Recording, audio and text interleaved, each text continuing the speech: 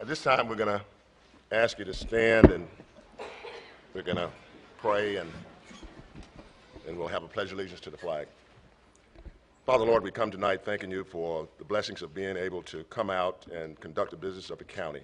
Lord, we just thank you for all your blessings. We thank you for our nation, our state, and our county. Lord, we ask now that you bless this meeting, bless the results, that it will bring about goodness for the citizens and just be what you would have it to be. We thank you, Lord, and we praise you. In Jesus' name, amen. Amen. I pledge allegiance to the flag of the United States of America and to the republic for which it stands, one nation, under God, indivisible, with liberty and justice for all.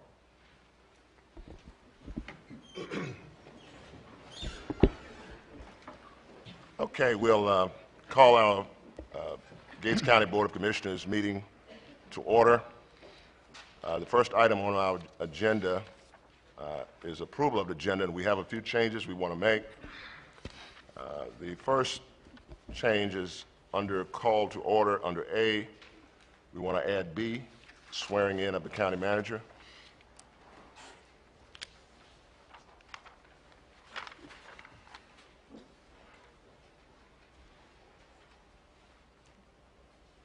Also, we want to switch 3D and make BA. We're going to have Billy Wynn lead off in the departments.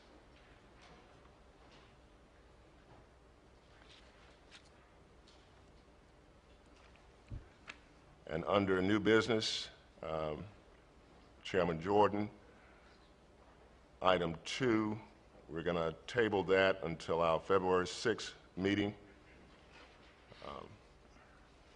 where it has 2A rather, where it has requests for advance funds. We need to prepare a budget amendment before we do that. And under B,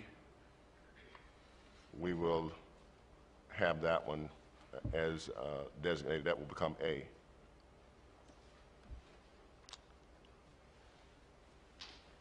All right. We will ask for a motion to approve the agenda as modified. So moved. Second. It's been moved and second. All in favor, aye. Aye. All opposed, nay. All right. Thank you. Second item on our agenda is the swearing in of our new county manager. To those who have not met our new county manager, Mr. John Mendenhall, we're very glad to have him aboard, and we think he's going to be very good for the county. So, Mr. County Manager, if you will, we'll officially swear you in.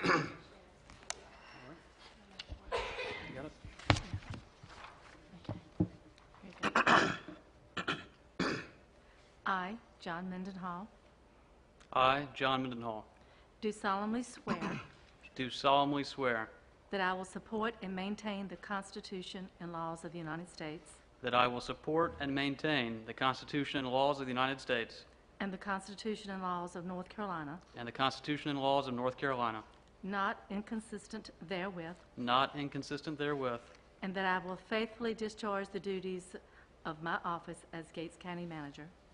and that I will faithfully discharge the duties of my office as Gates County Manager. So help me God. So help me God. Congratulations. Thank you.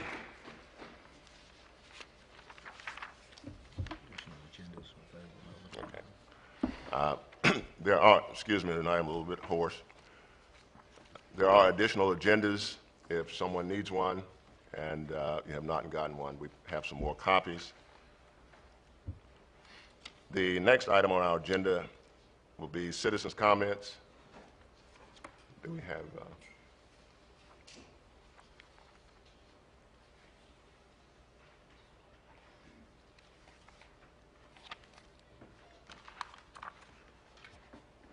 Thank you. All right, the first on the citizens' comment is Francis Jenkins.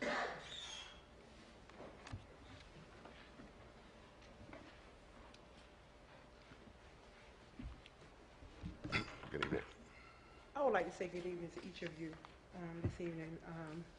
I have come before you again. I came before you on the 2nd of January, and I asked that, first of all, I'm the president of Next 9 Riders, which is a nonprofit organization here in the county, and I had asked that we be put on the agenda to be considered for our fees to be waived, for our special permit fees to be waived.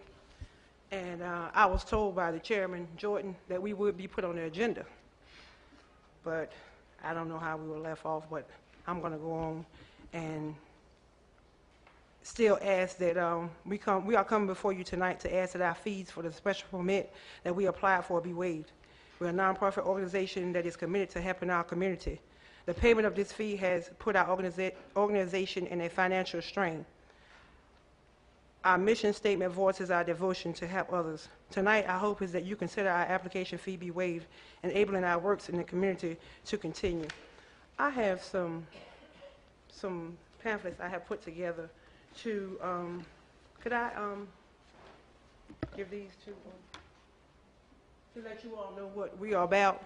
And the issue at hand is that we had a public hearing on last Tuesday, and clearly we were misrepresented, and it was decided upon on the misrepresentation, and that we were a private club or lounge, which has really deteriorated our character in the community, because there's a big stir about that lounge in a private club, and clearly we are a social organization from what you all have before you.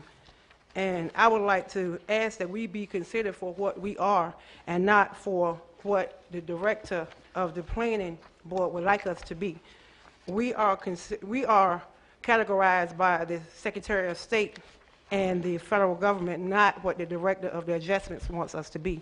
And with that being said, I would just like to ask that we be reconsidered, and maybe we can come to some kind of reasonable agreement here, because we are trying to be a monument in our community and help the community, not be something to hurt the community. And clearly we have been misrepresented, and I'm just asking that you all look at the pamphlet that I've given you all, and clearly we are a social organization. We are not a private club. We are not a lounge. We are a social organization. And because of that, the category that we was put into, the criteria we had to meet, clearly we didn't meet it because we were put into the wrong category. So I would just like to ask that you all look at that and understand our concerns here, and that we are just trying to be a positive aspect in the community and be put where we belong, so we can continue to try to do what we have set out to do in the community. All right. Thank you very much. Diane, would you make a note for us to address that at the next meeting, please? Excuse me. February 6th, Okay, that's what I was thinking. And what time is that? 10 a.m. Okay, thank you. Okay, the next on the list is Carolyn Riddick.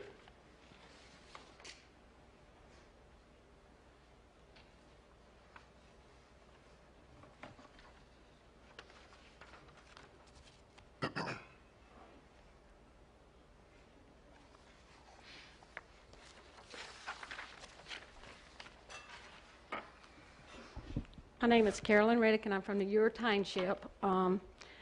Back sometime, I had an incident that happened at the school. Then all the school shootings started coming up. And it really got heavy on my heart that I needed to mention this, but a lot of circumstances kept coming up, keeping me from the meetings. And then today we had the article in the paper on the school shooting, and I want to give a hats off to the search team, our deputies and all, because if we were faced with that situation, they did a mighty great job that day. But my thing is, I had something that happened that made me think we need to do something before this happens. Even though our sheriff's department all are equipped and are good at what they did that day, we need to prevent this from happening if we can. A few months back, I went to pick my son up, and I had called the high school to let him know that I needed to have him ready. Well, when I got there, this has been 5 or 10 minutes, and I got there, and they said, I actually sat out in the parking lot expecting him to come on out, and he didn't come out.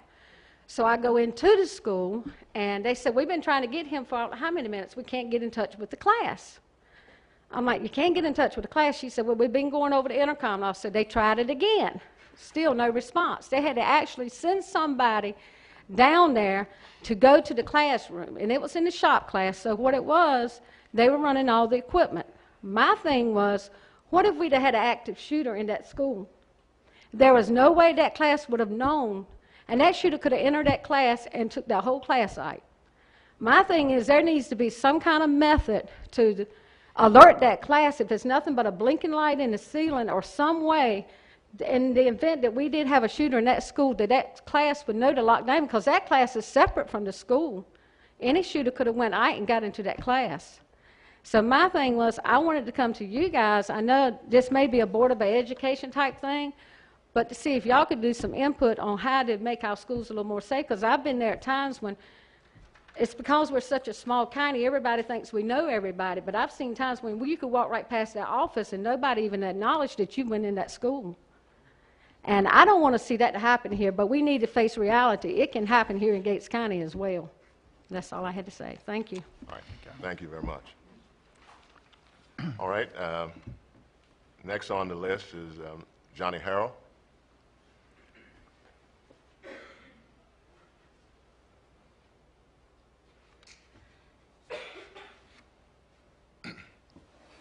Good evening.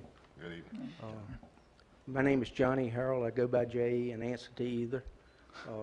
Commissioners and County Manager Mendenhall, fellow Gates County citizens, just wanted to comment and say, I don't know of a sport that would put forth the emphasis of focusing ahead any better than snow skiing. And anyone that's ever snow skied would know exactly what I mean. You cannot focus right here in front of you because you're moving. You have to focus out in front of you. You have to look ahead. You have to look ahead for where you're going to turn and the terrain. And those same things are required of leaders. In 2012, Commissioner Hoare put some numbers together and presented them, and the Board of Commissioners voted in December 3rd at the Commissioners meeting to put forth a substantial amount of money towards the DSS loan. The board voted, and there was no opposition. And I think that's leadership qualities that we appreciate. Taxes certainly dear to my heart, keeping taxes at a minimum. You know, we hear fiscal cliff, we hear debt ceiling. I think perhaps Washington could use a lesson, whereas we wouldn't have to revisit the debt ceiling every 3 months. But I just wanted to say I commend you folks. I commend the board for the action taken. It was looked at, it was studied. It was not a hasty decision, but you took action, and I commend you for it. Thank you. Thank you, John. Mr. Harrell. All right, the next on our list is Doug Bailey.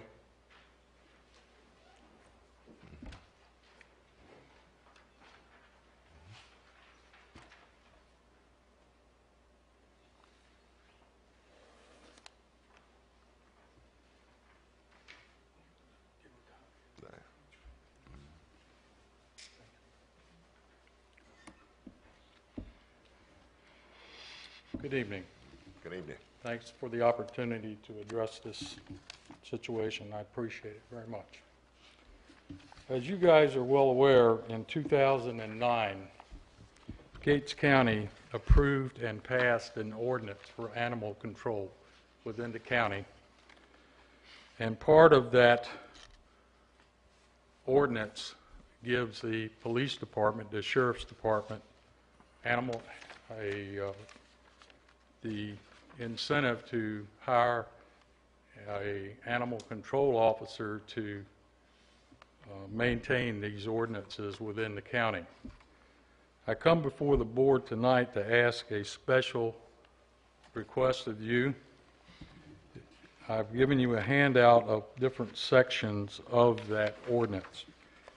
And because of an ongoing problem that I personally have, which I'm not going to get into right now, I need to have a definition from you guys as to the exact meaning, or as close as you can give me, of Section 20111, which is on the next page, and it states, an owner or keeper is defined as a person having custody of an animal, or who keeps or harbors an animal, or who knowingly permits an animal to remain on or about their property, occupied or controlled by that person.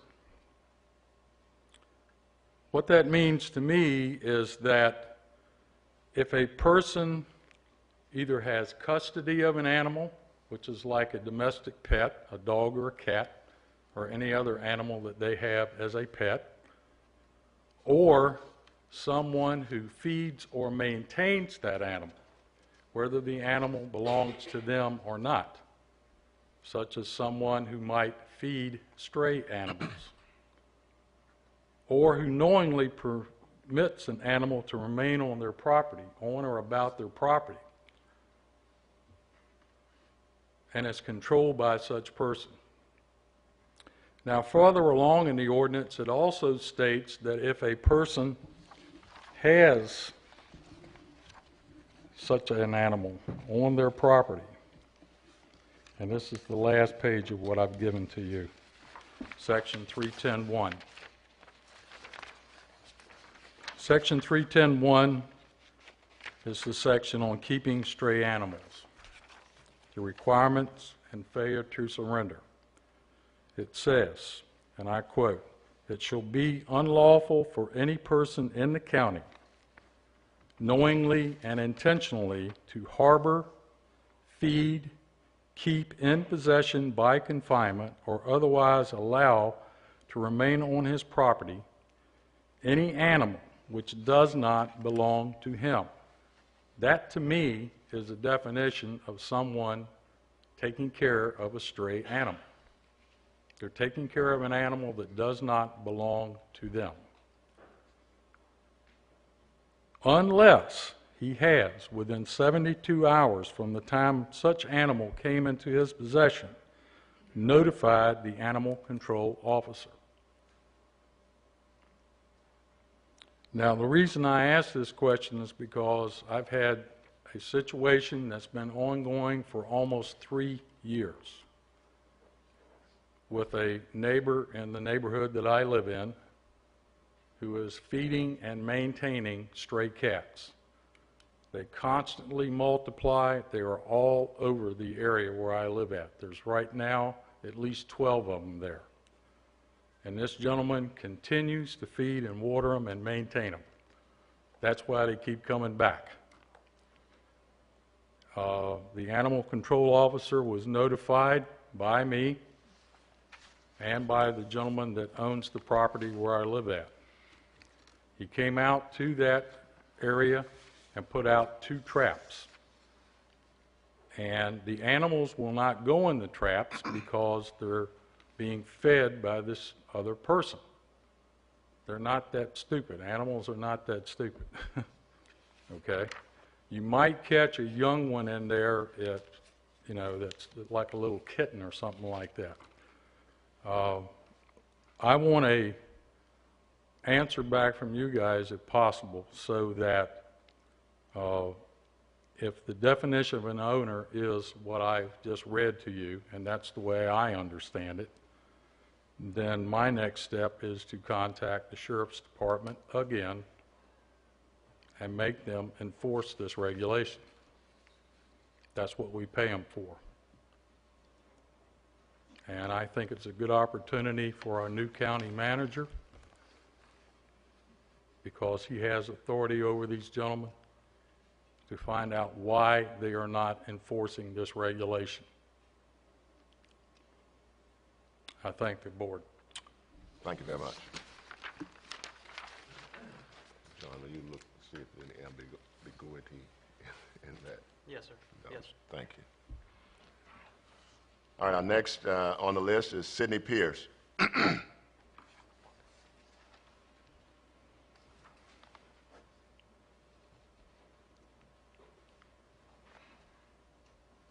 Good evening, Commissioners. Evening. I just wanted to very quickly announce that Bill Cook, our newly elected senator, will be at our county tomorrow. He's going to have a town hall meeting from 6 o'clock to 8 o'clock at the Amartys Mill Pond Visitor Center.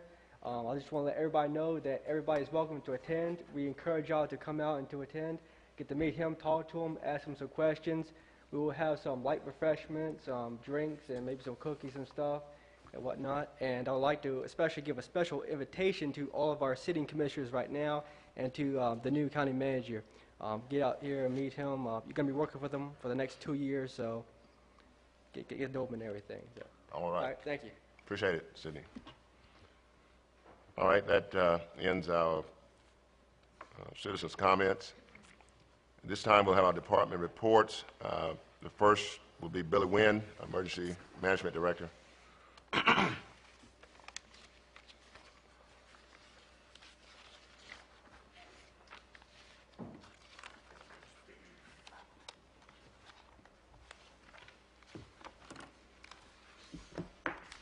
Thank you, ladies and gentlemen, for the time. You have in your packet a contract as the fire department, the Gates County Firemen's Association, is presenting to update their contract.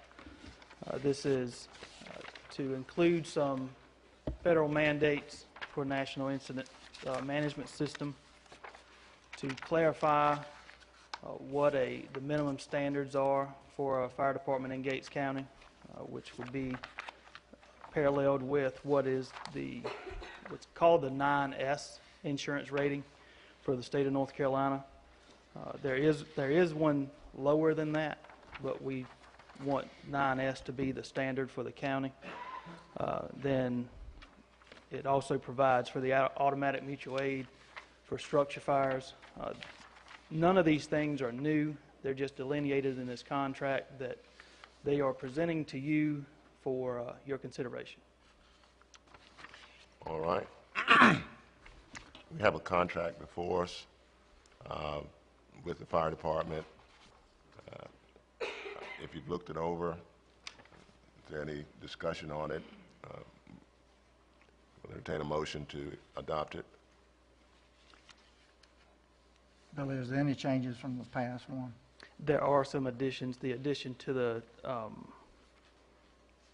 National Incident Management System, that was adopted back in 2007, I believe, Okay. but it wasn't reflected in the contract. Okay. It's a statewide adoption. It's not. Each county adopts their own, but this is, some of them are very, very detailed, and some of them are pretty Simplified. standard. Yeah. And just for clarification purposes, there are 5 different fire departments, and this would go to each department, and they would, and each one of them have had a say in this development. We did it through the association. Who chairs that association? Currently, Tom Morgan. We're in the process of electing new officers for this coming year, but Tom Morgan is the current chair.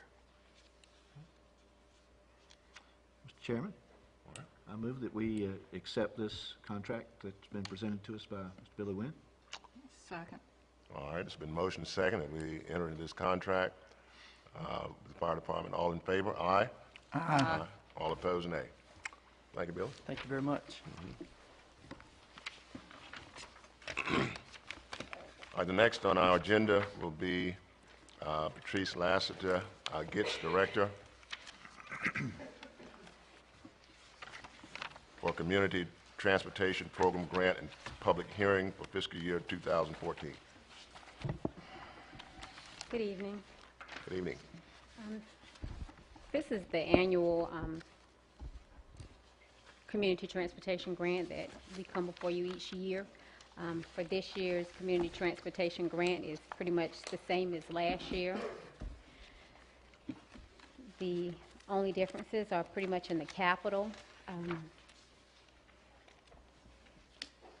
asking for 2 vehicles to be replaced that had met their life expectancy, and that's a lift van that we have, and we're asking to replace it with a light transit vehicle. And the reason for that is the lift vehicles, with the standards that they have now, seat less people than the ones previously.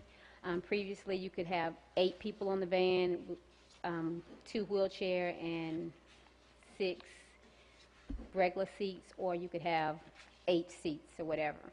And the new lift vehicles at that same size would only have 5 people and 2 lifts. And most of the time, all of our routes require a little bit more than that when we have lifts, so we're asking to change that one to a light transit vehicle instead of a regular standard conversion lift van.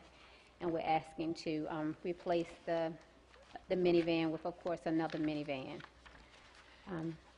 The administrative grant is pretty much, like I said, the same as last year. There are no changes pretty much in there. Okay. Any comments before we go into public hearing? I'd just like to say, I think I've done this my 3rd time doing this. I always like to say that these are federal funds, and they come into the county, and we disperse them into this program. So we're talking federal dollars. It's 80% federal and 5% state. Yeah, 5%. The $28,000, do you recoup that from fees, or just how do we do that? We recoup it from fees and fares. Okay. All right. And for the vehicles, when they're replaced, we sell the vehicle that's replaced, and those funds are also used. Okay. I have a question. As I was reading over this is in the second. That's the second grant. I think is that the Okay. targeted, yeah. Okay. I'll hold my question then. All right. We'll entertain a motion to go into public hearing if there's no more comment. So move. Second. All right, it's been moved and second. We're now all in favor, aye? Aye. All opposed, nay. All right, we are now into public hearing. If there are any comments to be made concerning the Community Transportation Program grant that the county enters into annually, you may speak at this time.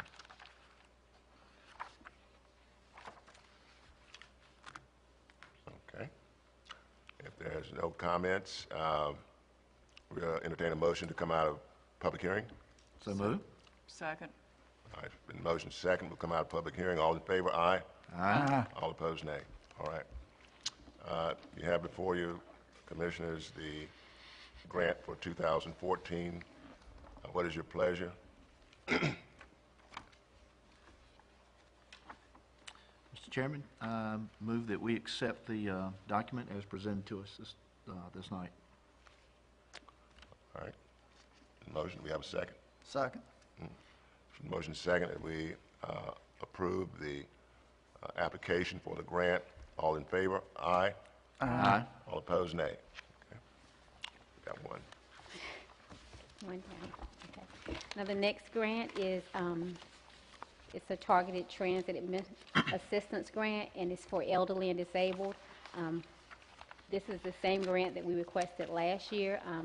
The 2 grants that we applied for, one of them was funded, this one was not. We're trying to reapply for these funds. It is actually the funds that we want to use to separate our dialysis and major medical transportation from our other transportation services in an effort to keep them from having to wait. It is also, we also want to use those funds to provide transportation on inclement weather days and on holidays that we are not currently doing. The funds that are being requested at a 50-50 match.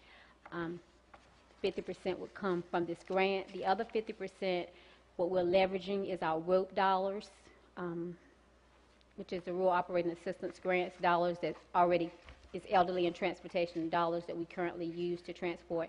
And it's actually using some Medicaid dollars and some home and community block grants funds. And those funds are used currently to transport those clients. However, they're on the vehicle with other people going to work, going to school, and what we're trying to do is separate that route so that the people would not have to wait as long. So that's what the dollars are for. And All right. Any discussion, comments on? I have a comment. As I was looking over here on page 6, where you said you were providing services, Ahoskie, Suffolk, and Norfolk, shouldn't you have included maybe Elizabeth City and Greenville, since a lot of our people go if they go to certain hospitals, instead of going to Norfolk, they also go to Greenville? okay. We do need to, I guess, add Elizabeth City. When we currently did this, we were doing it for the dialysis clients and major medical. We didn't have any of those people going to, we only had the routes in Norfolk and Suffolk and Ahoskie. But we do currently have one client that goes to Elizabeth City. But pretty much on the Greenville trips, they're generally individuals going anyway. They're Okay. not like several people going at the same time. I have a question for you, and I want to sort of direct it to our county manager. Okay. John has some experience with writing grants. Adding to Linda's comment, we've listed, last time we applied for this, we listed the places we were actually going. Wouldn't it be okay to list the potential areas? I mean, even though we may not have a client going to a city that wasn't mentioned, I mean, as long as it was within a certain distance, would it be okay to list? I mean, it'll make our application look a little bit better. I don't want to put any erroneous information up there, but if there was potential to go to that area, would that be justifiable? Commissioner Owens, I appreciate your thoughts in that regard, and I certainly defer to Mrs. Lassiter. But yes, usually in a grant situation, it is better to cast a broad net to make that application more competitive. And if it is awarded and there's a grant contract, that net can certainly close. But usually, once you've applied, you can't broaden the net. So it's best to cast a large net and narrow it down if need be. Another question I had, Patrice, was when we made the application last year, you don't get the ability to find out your deficiencies or why you didn't get the grant, do you? There were a lot of grants that were approved, and these grants are approved for 2 years, and I was asked to resubmit the grant. Okay, good. So, yeah. So that's encouraging. Yes. Okay. I would suggest that you also include Eatonton, because I know they have a dialysis center there, and I do know some private people are going to Eatonton from Gates County, and it could be that might be needed. What I will do is I'll go back and amend that portion to say it'll be in our regular, the same places that we go in our regular service plans. Okay. And this is due when? It's due the 28th. Okay. All right. Just one other comment. Commissioner Hopper said page 6. We've got 2 page 6s. Okay. You may want to make that first one 5. Mine was the second 6. Yes. Okay. All right. Mr. Chairman, I would like to add that Oh, yeah. I've looked into the GETS program, and they do a great job, as well as Patrice does a good job managing that department. Yes, I would agree 100%. Thank you. If there are no other comments, we'll entertain a motion to enter into public hearing. So move. Second. That's a motion second. All in favor, aye. Aye. All opposed, nay. All right, we're in public hearing. Are there any comments on the grant application for targeted assistance for the elderly? All right. There are no comments. We'll entertain a motion to come out of public hearing. So move. Second. All right, so motion is second. All in favor, aye. Aye. All opposed, nay. All right, we have the grant before us. What is the pleasure of the board? Mr. Chairman, I make a motion, we accept the North Carolina, the Targeted Transit Assisted Program with no modifications so noted. Second that motion. All right, it's been motioned second. Any further discussion? All in favor, aye. Aye. All opposed, nay. Thank you so much. 2 down. Okay. The last one is a contract. I generally don't bring every contract that we have, that we're asked to provide transportation to the commissioners. However, this is a little different. This is the first time that we will, without a grant that was previously approved, would be contracting with an additional county's residences. I was contacted by Hertford County DSS, and they asked if they could purchase services from us. And I told them that, we would consider it, but I wanted to talk, at that time I talked to the interim county manager, and I got it approved by the the advisory board for GITS. And then I talked to the county manager, and he had some different things that he wanted me to talk to them about, and we talked those things out, and they said they were in agreement, and I told them that I wanted to bring it to the commissioners.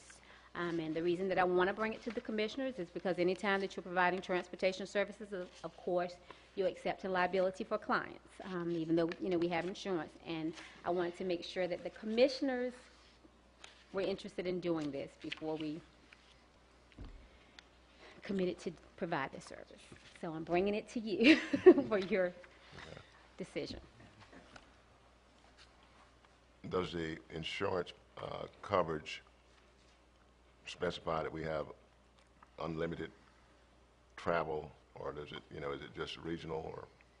No, it doesn't specify where we have to travel. Okay. And I did advise them that if we did contract with them, it would be under our regular service plan, that they would have to provide, get the services under our regular service plans for this year. And if there were any changes, we would, look at if we could do that another year. But we would provide those services with our existing clientele. And the ideal is that with their clients and our clients, it would cost us less to provide transportation for our clients, that they would, pay part of the cost.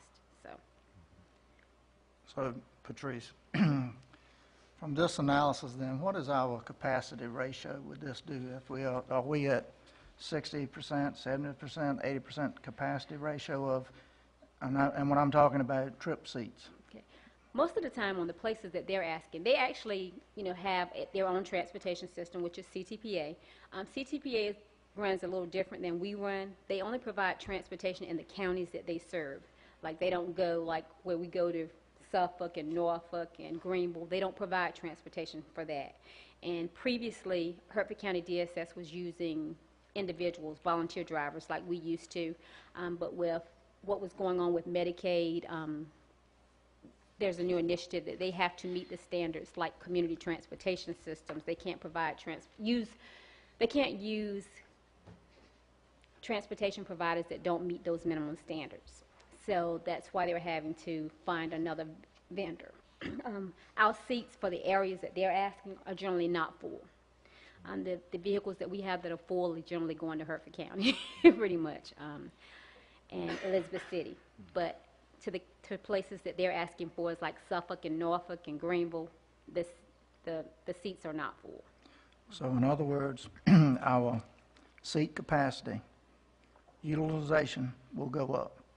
Yes. There'll be more people. Ideally there'll be more people on the van going to the same place. Okay. Do you anticipate that we would have to have any extra trips? There may be, because not all the time, when Norfolk trips are available, do we go. We only go with demand response transportation system, so if no one calls for services that day, then we don't go there. So it could be additional trips. So if someone from Hertford County wanted to go to Norfolk, you would have to go to Hertford County and backtrack this Yes. way? I've got quite a few notes on this contract. First of all, do you know why they want the contract to terminate on June 30th, 13? It's the fiscal year. We do contracts for the fiscal year. So just doing it for that period? Yes. Okay.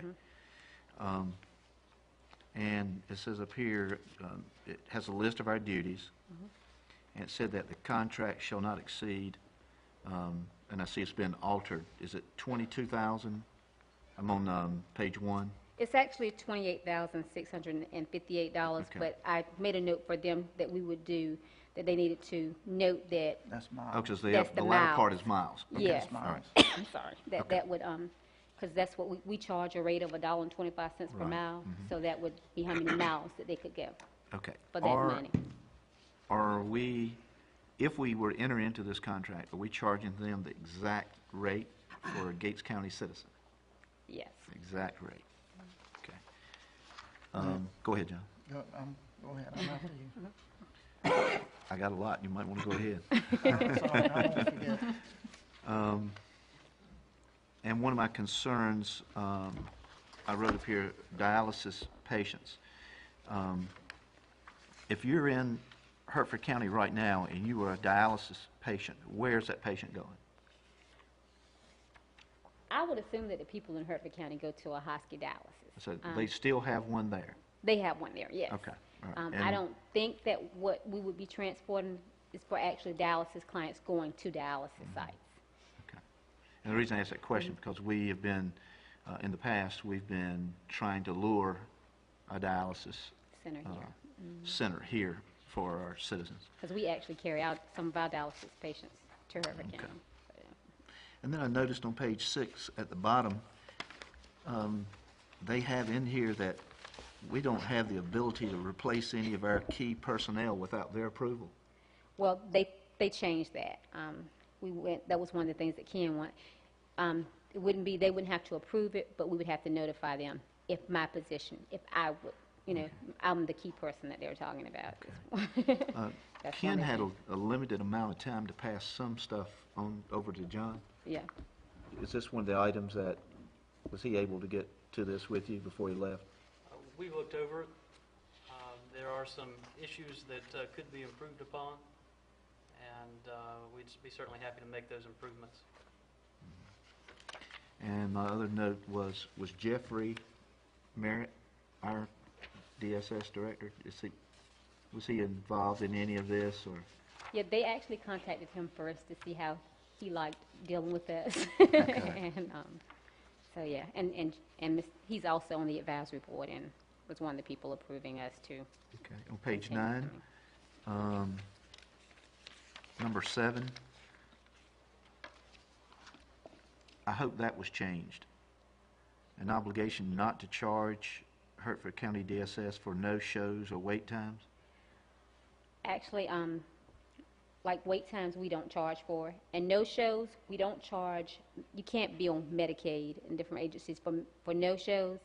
The clients would actually be billed, and they have certain policies that they have to adhere to with those clients. They have to, the first time they're warned, and the second time they're written up, and the third time they're suspended. There are certain state regulations that go along with that. Some of the reasons I'm asking these questions is because this is not a money-making venture, and we're putting more wear and tear on our vehicles. And if someone gets the call from Hertford County, we're not going to Norfolk, we have to go, and we get there and there's a no-show, this contract says we can't bill them for that. So our vehicle turns around, comes back over here, and waits for the next call. And we spent that fuel. Yeah. Ideally, what we're planning on happening here, and I'm not saying that it'll happen every time, it could change, is that, we go to Hertford County in the morning, and we drop off our clients. Ideally, what that vehicle will then do is pick up their clients, bring them back, and take them when we go to Norfolk or go to Suffolk or whatever. Now, there could be instances that might not happen because we might not have enough time to How about- get, but- And how about strain on your personnel? It's more logistics. Our personnel will definitely have to learn Hertford County, for the people who don't know. And the last thing, and I pose this for our, not to be answered right now, John, but just something for you to make a note of. I mean, with this, to me, we're in a grant, okay? We need to make sure that we're not doing anything that would jeopardize these grants, because it's sort of like subletting to me. Well, actually, what the state is pushing is, of course, regionalized transportation service. So actually, for the state, it will look good that we're providing transportation for Hertford County. The way the state looks at it is that the dollars are state and federal, and they'll be getting more bang for their buck, in a sense. So, I don't think the state would be frowning upon it. They'll be happy, but it's just the counties. All right. Okay. On these miles, are they passenger miles or trip miles? How is this determined here? If I've got 3 people on there, I'm getting 3 times? No, It's only the 1 time, you get trip one mile. time and you share, yes. So on the monetary side, you're billing 3, but on the miles, it's only counting 1? Is that correct? If On- I've got 3 passengers, On the monetary side, we're counting 3 units. But Right. we are, yes, only, but on the miles, we own 1. only 1, yes. So, So it's a shared cost. So if there were 3 people up there, it would be 1/3 of $1.25 charged to each client. okay. I'm trying It to ain't, cal- I'm trying it's to not gonna be calculate. efficient, I promise you that, it's federal government. Well, I was just trying to calculate these dollars against these miles and what that relationship would be. Okay. All right. Any other discussions? If not, we'll ask for the question. What's the pleasure of the board? I have one more statement to make. Question and a statement. What time frame are you looking at to put this in motion? They want it tomorrow, I'm sure. They wanted it yesterday. Yesterday. Yeah, we've been, I mean, we had this in advance, and that's, we had time to look it over, and I did. and you approve it today, if, I'm sorry. Mr. Mendenhall. Mr. Mendenthal, if, we could still negotiate with them as to changes, because we did talk to them about the changes that Ken had talked about or whatever. And the same thing, I did explain to them that we were getting a new county manager and that he would also be looking at it and that there may be other changes.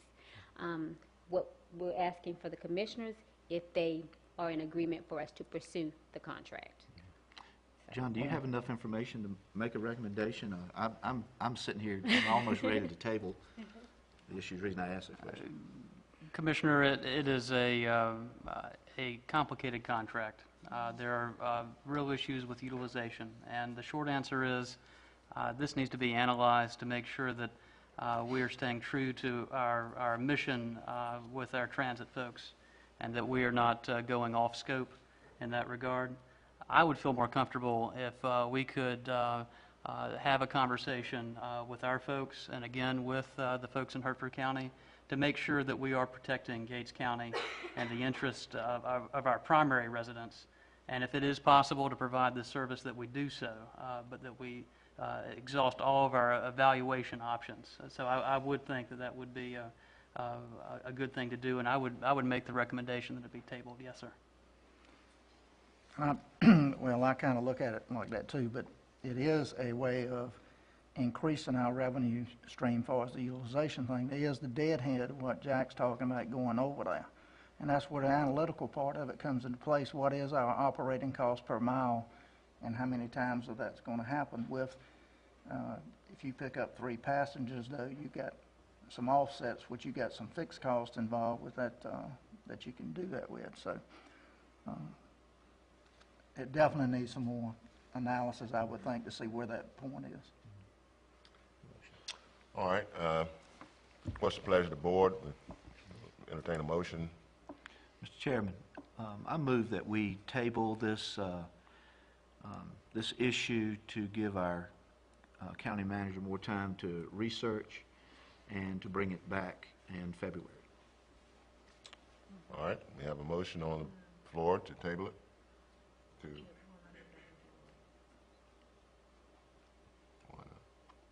Her agenda's already set for the February meeting. Her agenda's already set for the February meeting. I don't know that they're going to have enough time to evaluate it. It won't be bad. I'll amend. All right. I'll amend my motion, All right. Mr. Chairman. Mr. Chairman, I amend my motion to say that we table this issue to allow us more time for research. All right. There's a motion on the floor. Have a second? I'll second that. All All right, any further discussion? All in favor? Aye. Aye. All opposed, nay. All right, we'll have to come back. Okay, thank you. Commissioners, at this time, for the sake of time, our next item on the agenda would be our planning department, but we had made a notice, an advertisement, a public notice that we were going to have the old courthouse presentation. And I think there are quite a few people here that came specifically for that. And I would ask the board if you would authorize changing the agenda to allow Clearscapes to make their presentation in the form of a motion. Mr. Chairman, I recommend that we go to item 4A in our old business section with the Clearscapes. Second. All right, it's been motioned, second. All in favor? Aye? Aye. Aye. All right. Clearscapes, we're gonna, do you want a brief recess till they set up? All right, we'll take a 5-minute recess until Clearscapes sets up. Clearscapes, who we retained to do an assessment of the old courthouse and to provide us a presentation and recommendations where we go from here. Mr. Ballantyne? Fred Belladin. Belladin. All right, I'm sorry. If you would, proceed. Good evening, Commissioners Good evening. and citizens of Gates County.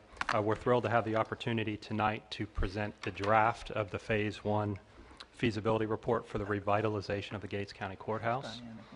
To quickly recap, this is the first phase of a proposed 3-step process.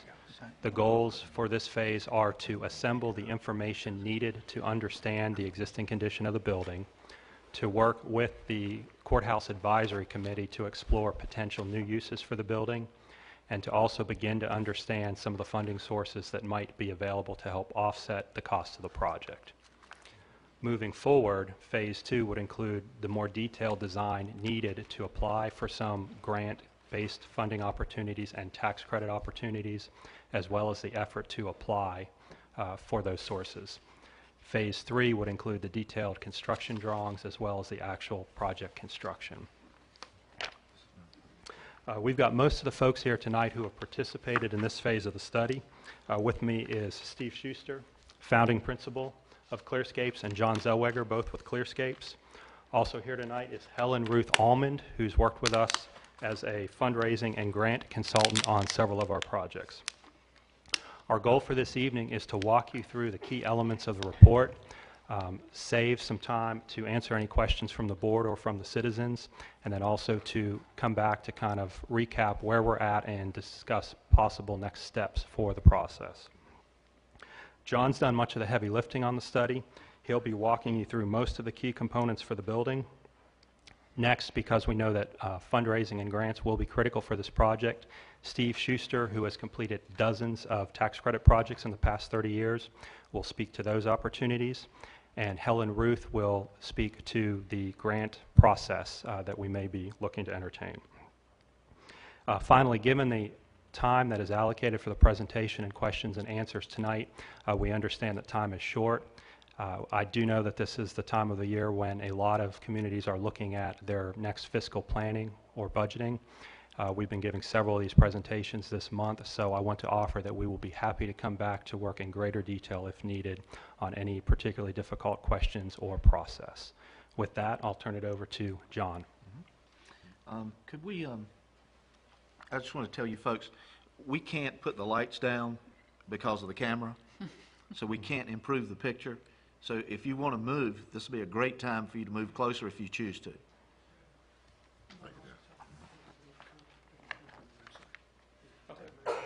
Okay. We do have a copy that we'll leave with you of the slides as well that you'll be able to add to your website if helpful. Good evening, Commissioners. Good to see many of you again after our several meetings together with the Advisory Committee. I'm going to go quick because there's a lot of stuff we covered in the fall here for the courthouse, and so this is going to be a once-over. Hopefully we'll catch some things in questions. Ultimately, this is the summary of the Phase 1 report, which you have had in your hands for some cursory review. There are 5 major components of that report. There's the existing conditions report, which is the verbal summary of our field observations. There is the existing conditions structural report, which we broke out specifically for the unique structural challenges that the courthouse possesses. And then there's the existing conditions drawings, which are the visual component that summarizes our observations and recordation of hard data for the courthouse. 2 other components were the programming study documents, which was really the result of the conversation we had with the advisory committee, which talks about the range of potential future uses for the project, and potential funding sources, which was based on those conversations about what the community can envision the courthouse to be in the future.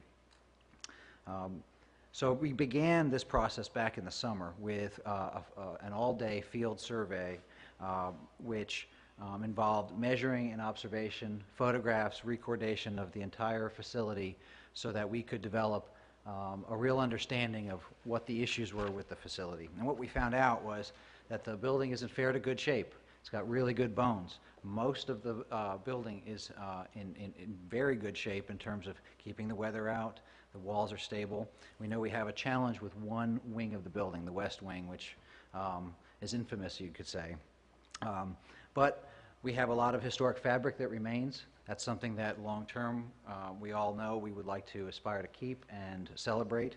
And what has been changed has been done in a fairly sensitive manner, and quite possibly will be advantageous for future use in terms of the evolution of the project.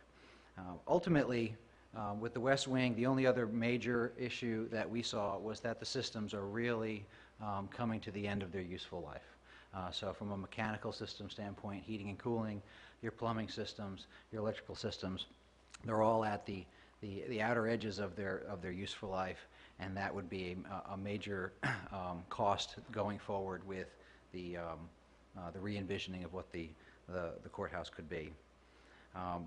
Specifically, we broke out the issue of stabilizing the West Wing because we know we have some significant structural problems there today. And I am not using any of the wonderful slides that we created. Let me see if I can get this thing going. There we go. These are just some images, by the way, mostly placeholders for my words, but of the courthouse and some of the observations we made. For those who can't see, some images of inside the courthouse, but also places you can't go. We crawled all over the attic and in the crawl space where we could get and looked at everything from the structure to all the systems to the air handlers and condensing units.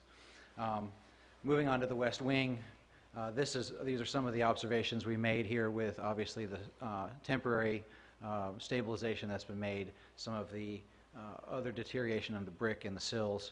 We've even done some selective demolition in some portions of the building to identify kind of the root cause of things. Ultimately, what we have found is that the West Wing is relatively stable as it stands today. For the short term, it's going to be okay to leave it the way it is, but long term, to really know exactly what is going on, a little bit of additional testing is required.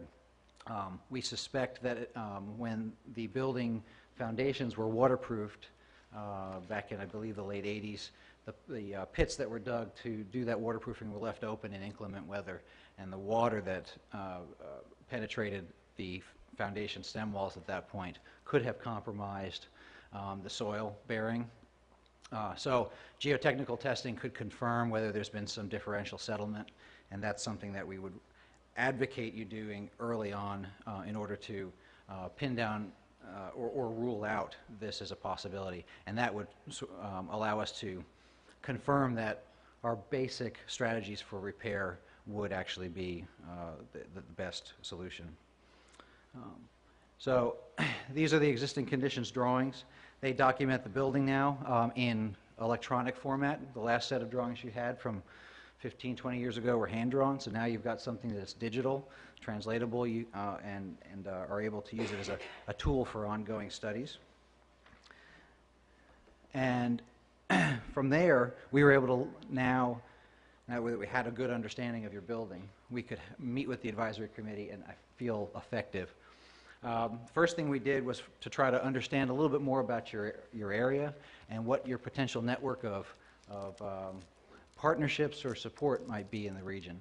So we studied historic and heritage sites as well as higher education facilities that might be good partners for long-term uses within the facility. The committee came together 3 times through the course of the fall, once a month, October, November, and December. Excuse me, November, December, and early January. And we discussed a variety of different things, mostly about what the future of this building was to be in terms of its use. The diagrams that we developed were to test some of those various ideas, which ranged from museum to office lease space, to classroom space, to retail, community center space, event leasing space, and hospitality, a bed and breakfast or an inn. Each of the diagrams that we developed showed a particular proportion of subsidized use, which would be something that would be an ongoing cost to the county versus income producing. And then there's that sort of cost offsetting type use, which isn't necessarily income producing, but at least it covers the rent, so to speak. While the committee has not had a chance to reach a full resolution in terms of what the future use will be, I think we have a really great understanding of the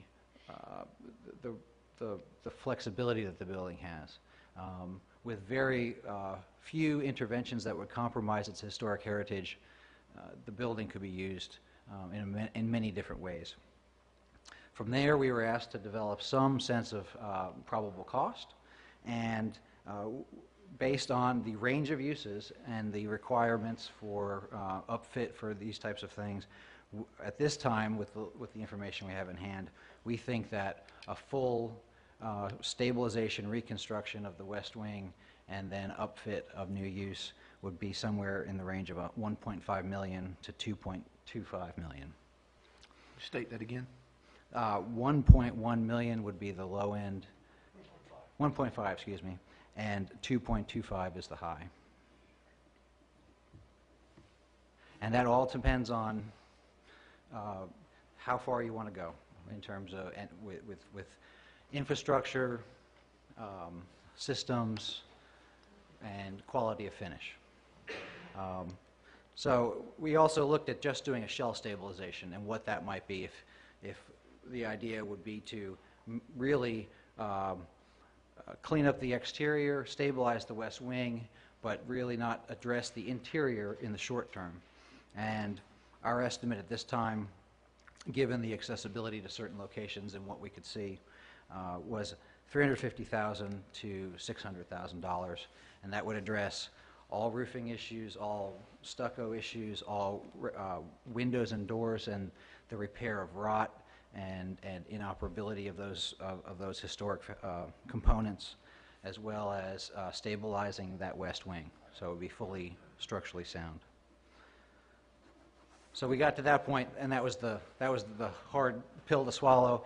At that point, we started discussing alternate sources of funding with tax credits and whatnot, and that's why we have Steve and Helen Ruth here. So I'm going to turn this over to Steve. Thank you, John. One of the real opportunities that's available for important historic resources like your courthouse is the utilization of the federal and state historic tax credits. This is a program that's been in place since really the 1970s, was redefined in the 80s, and has funded literally billions of dollars worth of historic revitalization in this country. It's one of the, in fact, I think it's the only federal program that actually makes money for the federal government. It's a pretty rare thing. The federal government's usually spending money. Now, yes, they are deferring some tax receipts, but the investment that these projects generate has been documented to actually return a profit to the federal government. It's a pretty rare thing in the world we live in. The reason for that is your building, as you well know, is on the National Register of Historic Places. It's one of the most important buildings in this county. It has a rich heritage to this place, and in our opinion, and from the committees we've been working with, clearly deserves being reused. Excuse me. What you see on the screen are just some of the projects that we've been involved across North Carolina in the use of these credits. Both the federal government and the state of North Carolina provide these credits, and what that means is they don't write you checks. They defer tax collection by private investors. So it's a way for the investment community to bring private dollars into Gates County to help pay for this project. There's another program called the New Markets Tax Credit Program that's available not because of historic status, it's because of where in the state the federal government feels economic development is necessary. Typically, about 1/3 of a project can be funded this way. Our all-time best was almost 50% through the use of tax credits. A lot of it depends on how you leverage it when you bring those tax credits into the project. It's a fairly complex series of analysis that has to occur, but it is a major funding source. When John mentioned that number, we all get sticker shock when we hear numbers in the millions of dollars. But programs like this go a long way to help cover a significant portion of those projects. As John mentioned, we've done 25, 30 of these projects. We've never not had one successfully receive its tax credits. It would obviously take appealing to private investors. Now you may think, wait a minute, this is a public building. Why would private investors invest in this? And for the first several decades, it was generally a private sector approach. But through very creative financing, which has now obviously been proven to be legitimate with the state and federal governments, increasingly local governments are using this program. We just finished a project for the city of Rocky Mount. Up in the right-hand corner are 6 historic buildings that the city bought that have been revitalized to the tune of about $5 million and put back into the private sector through the use of the historic tax credits and the new market credits. The one on the left is a project by NC State, created an educational center and a contemporary art museum in downtown Raleigh. The one on the bottom left is a little bit closer to home at Elizabeth City. We did a project there as well. So this is a well understood and viable funding source. We have confidence that the types of uses that are being considered by your committee and the changes to your building that they would require would fall within the guidelines that one must use in order to qualify for these credits. So there's obviously a lot of work to be done before those investors step forward, but we have confidence that this building, these uses in this location could attract those private sector dollars through the use of the historic credits and offset a significant part of the cost of saving this building and returning it back to an important use for this community. That's one part of the puzzle. Helen Ruth Ullman, we've had the chance to work with on a number of projects. She is what we have found to be one of the experts in finding the possibility for grant and foundation funding for these projects as well. All these projects require a blended source. Some tax credits, some public sector investment, some grant investments. So I thought since she is the expert on that, she could tell you what her thought is on this and what potential funding sources may be, but most importantly, what a process would be about. Helen Ruth? Thank you, Steve, and, slide. Good. I've got a slide to talk about for y'all to look at while I speak. Thank you all for allowing me to be a part of this process, and I want to thank Clearscapes. They're a great firm to work with, and as Steve said, I've worked with them on several projects very successfully over the last couple of years. I primarily work in rural communities, really focusing on identifying and helping rural communities procure funding, financial and technical resources. Over the past 3 years, Monteas Consulting has helped to raise over $2.2 million on behalf of clients from North Carolina foundations, state agencies, and the federal government. Most recently, I've been working with Clearscapes on a project with the Stokes County Arts Council that has been a project to renovate and expand a multi-use facility, a building that needs a lot of work, to expand and do an art and visitor center near the Dan River. It is similar in some respects to the courthouse in that it is very close to Hanging Rock State Park. Y'all are close to the Mill Pond State Park. And so being able to pull on and build on that tremendous asset that you have is a real key piece of this project that y'all would really need to build on. We've raised about $625,000 over the last 18 months on that project, and it's well on its way to being a big success. Also, the town of Pilot Mountain worked on a project with Clearscapes as well on the Pilot Center. This is a project that really has been expanding classroom space for a satellite facility of Surrey Community College. And it, once again, is a multi-use facility for the community. It took an old textile factory and redid all of this. And we raised, I helped them raise about $635,000 on that project. And most recently, raised nearly $500,000 for Catawba Valley Community College for a robotics program for their community college.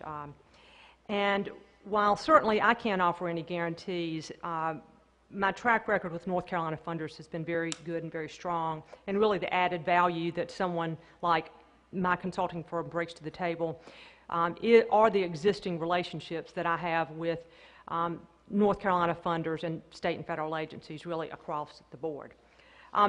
This is a great project, has a potential to be a great project, both for revitalization of this community and really to breathe new life into your community.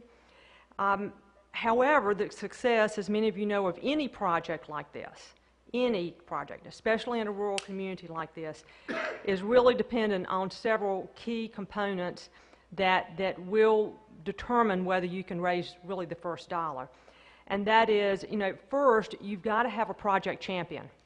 You've got to have someone who is willing to put their time, their energy, their reputation, and everything into a project like this to generate the support that's needed, both from all of you in the community, obviously from the county commission and others. Otherwise, it doesn't happen. And you can't buy the passion that's needed for that champion that is based here in this community. Gates County and Gatesville have got to have skin in the game. No funder today, federal, North Carolina Foundation, state, is going to look at you unless you've got money in the game. And you've got to have significant dollars in commitment, both for the initial piece that would involve the renovation of this project, as well as ongoing funding. Because the first question they're going to ask is this project sustainable? And unless you can show them how it's going to keep going after they make their big investment, then it simply is going to be very, very difficult to raise money. The Stokes County project that I just mentioned, we were very fortunate to have a major benefactor of this project, and this was a local foundation that served Stokes and Rockingham counties. And he was very committed to the rural arts, and he committed $100,000 right up front. And between Ben Vernon's commitment for $100,000 for the project and agreeing to pay for me to help the Arts Council to raise the money over 18 months, that is a big piece of how this project has been as successful as it has. Also, both the Stokes and the Pilot Mountain projects, and I tell you this because these are real key pieces in having a rural community project like this succeed. Both of these projects were in Appalachian Regional Commission counties, and they qualified for federal funding that this community is not a part of that region. But for both of those projects, we were able to get $300,000 grants, construction grants, for these initiatives, which really, those big chunks really, really help. Thirdly, you got to have a sustainable business plan. I know y'all are business folks sitting up there, but foundations today and the federal government, nobody's going to give you money unless you've got that plan in place and a sustainable one that tells you how you're going to keep this thing going. And one that leads to job creation. And that's as important as anything out there. Everybody is looking for job creation today. Need to be able to show multiple partners. This project clearly could do that. And if there's any way to show regional impact, I heard that the young lady before me was talking about the DOT or federal government looking for regional related transportation plans. Well, everybody's looking for regional impact on their dollars to make them be leveraged further. If you've got these components in place, then there are certainly a number of people who you could look towards for funding for an initiative like this. Certainly the Golden Leaf Foundation, I know y'all are familiar with the Golden Leaf from the Community Assistance Initiative. I think were y'all in it in 2008 maybe? 2008 or 9? 8 or a little bit later. Or maybe a little bit later. Obviously is a potential if those other components are in place. The North Carolina Rural Center, of course, has a building reuse program, but that program is dependent on, and it gives $5,000 to $10,000 per job that is created for a project like this, up to $480,000. So they don't give this money unless you're creating jobs, and they have clawbacks, I think, for that particular program. The Mary Stedman Covington Foundation, Steve has been associated with this foundation for a long time, and they give smaller grants in the $5,000 to $25,000 range for many preservation type projects. USDA has a community facilities grant program that typically can go upwards towards 50 if you qualify, and I think Gates County probably would in terms of poverty level and tier level. National Trust for Historic Preservation used to give a lot of money, but they now really are given $2,500 to $5,000 grants. And then certainly you've got to look towards any corporations or local businesses that are in the area, and that includes your electric companies and gas companies and anybody major that has a significant interest in economic development for your community. A project like this is not going to get done on small gifts.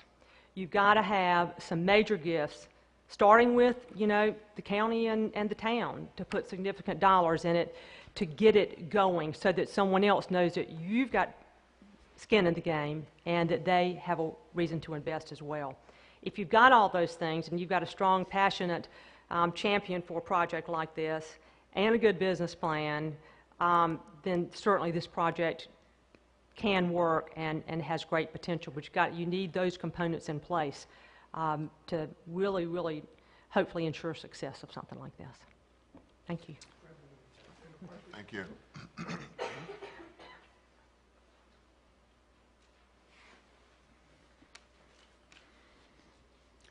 Any questions that we can speak to this evening? Yeah. I do have one. Several times when we were talking about the grants, you said we mentioned you were able to obtain $625,000 and for one, $635,000. What percentage was that of the total construction cost, or what kind of construction costs were we talking about in those particular projects? In the Pilot Mountain project, and help me with my memory, Steve, that was the 635 was about the total construction cost of that phase of that project. So that was, of that phase of the project. The county had already purchased the building, right, invested in it. The county and other funders had funded the first phase of the project. Golden Leaf, through the Community Assistance Program, gave the first, like, $800,000 or something. Because of the success of the first phases, the second phase, with Helen Ruth helped with, pretty much was all foundation supported. So it was virtually 100%. So it varies greatly from project to project. Right. And that project is completed? Yes. Yes, it is. It's a combination of a farmers co-op called Pilot Mountain Pride, which has become very successful with partnering with the farming community in their county. As Helen Ruth mentioned, Surrey Community College has a major satellite operation in the building. The building is used by the town of Pilot Mountain as a community center, and they have events there all the time. And they've also got a private investor who's purchased part of the building for his own company. A sportswear company has moved back into a textile mill. So it's a really wonderful public-private partnership by a number of different sources. And in terms of the Stokes County project, the $625,000-ish that we've raised for that we hope a little bit more is coming in on that one. That is, you know, that's 90% of that construction budget. The remaining funds to be raised in that project are really for operations, and that hasn't been done yet. But the capital money for that project, 90% of that, everybody always wants more, but basically that's just about ready to go as soon as we get the go-ahead from USDA on that project and ARC. So Helen, let me ask you about this, and this is just a play on words. Mr. Bill Gates, Yes. and I know he's not necessarily quite into this, but then obviously Gates is a word. Do you think that is really that far-fetched with Microsoft Corporation and him? Yes, it's an interesting thought. I think that it's somewhat far-fetched because he hasn't, and here again, I haven't studied the Gates Foundation for a project like this because he's given, obviously, the education and healthcare related and all of those things. You know, whether you could get a nominal gift for something like that, I don't know. Now, where you may have more of an opportunity is if you had a small business center in there that needed computers, or a community college satellite that was teaching classes and needed equipping, then you potentially could get the interest of a foundation like that. But I have to go back to the impact. You've got to be able to show that economic impact to get big folks like that involved. Helen, he gave money, his foundation gave money for computers. Right. A few years ago, Yes. too. Well, that's what I was That were actually in this building Oh, well, that's great. a few years ago. Well, and you know, they give to lots of libraries and schools and for those things. So I think you've just got to get the angle, in addition to the name piece, that you could interest someone like that in. And there's another guy in D.C., Rubenstein, I can't remember his first name, but contributed to the Washington Monument when it had the storm damage. And he's done a lot of this. But there again, you know, Draft a letter, right? well, the problem is getting him to be able to see the letter. He's got so many people there. But Right. It's about telling the right story, doing it passionately, and finding a real personal connection. All these foundations have no shortage of people submitting their application. And where we've seen Helen Ruth be successful is helping communities fine-tune their story and tell that story in ways that are meaningful to funding sources. Because if we're just another application in the hopper, those don't make the short list in the first round.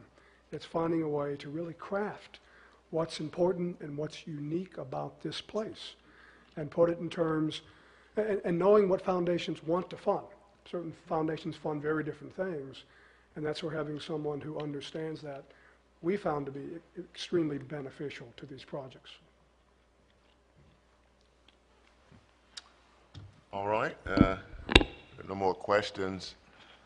We did ask the citizens to please come, and if you have any comments, this is something the county has entered into. We've started phase 1 of the assessment, and the next step would be to go into phase 2, which would involve investing another $30,000+.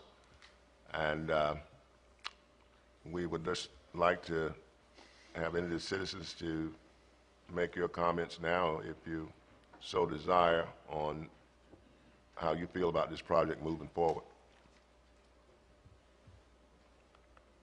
Okay. All right. I got a question. Have y'all looked at the impact of the traffic pattern? Would you come, please, to this?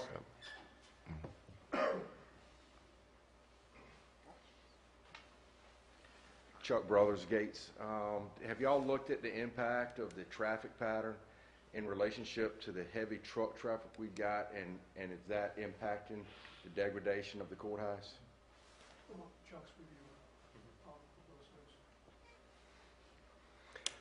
In terms of vibration damage, again, that's where the geotechnical testing would help. Based on the research that has been done by several structural engineers over the last 15 or 20 years, and our analysis in the past year, we think a lot of it's tied to the subsidence in the ground, and a lot of that is tied to water. There is some chance that the vibration from truck traffic could have impacted that. I would suspect it's negligible. But the key to a lot of this is understanding the existing geotechnical condition of that soil to see how it's been altered over time. And that's not a big dollar investment. That's a few $1,000s worth of testing. All right, thank you. If I can pick up on that just a minute. The structural stability of any building ultimately goes back to how good is the dirt underneath it. All those loads get transferred to the soil. And what appears to be the case from the work that our structural engineers have done to date is we've got some compromised dirt. Now that may sound like a huge problem under a building. There are ways to mitigate that and make it stable again.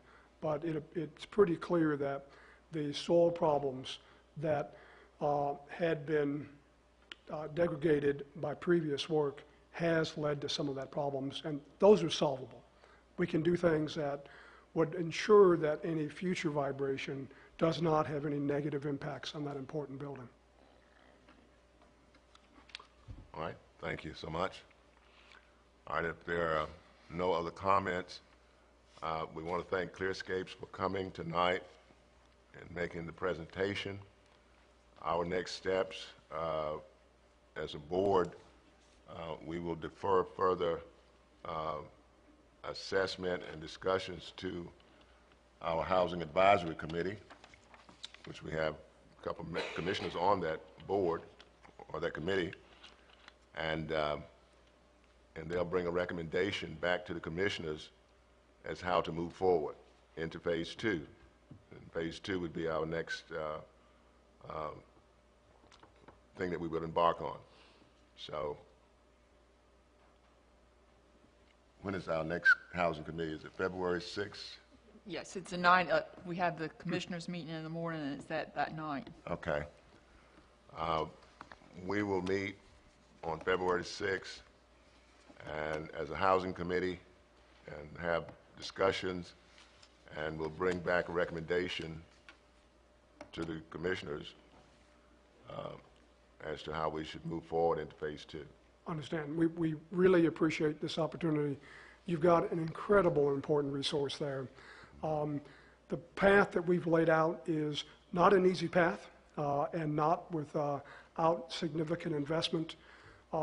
We urge you to take those steps at the appropriate time. If you determine that it's too early for that, as a minimum, let's make sure we stabilize that building and make sure it's here long-term for this community. We think you can do it now, but if the decision is we need to postpone a little bit, as a minimum, let's make sure we get it where it's here long-term for this county. Thank you very much. All right, thank you. All right. Okay. Okay. All right, we'll have a few minutes pause here for rezoning requests.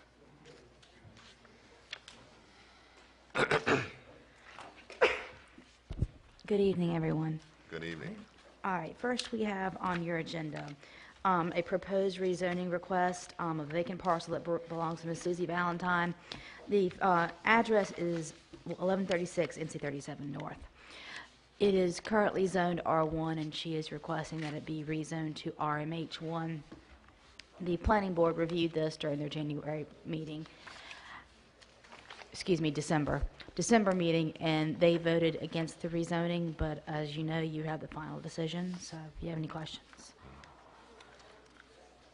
All right. We have this scheduled as a public hearing. We probably want to enter into public hearing before we do any discussions,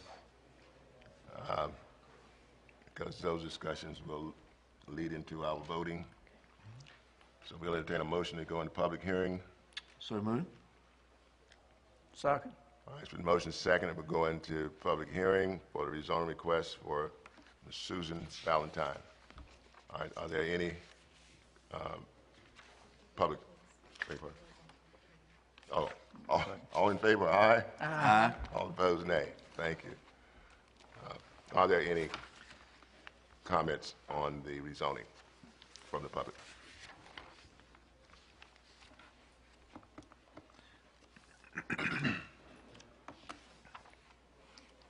Chuck Brothers, 485 Gates, Drum Hill Road in Gates, also a planning board member. I think it would be applicable that the board understands that this request came to the board on 2 occasions. Correct.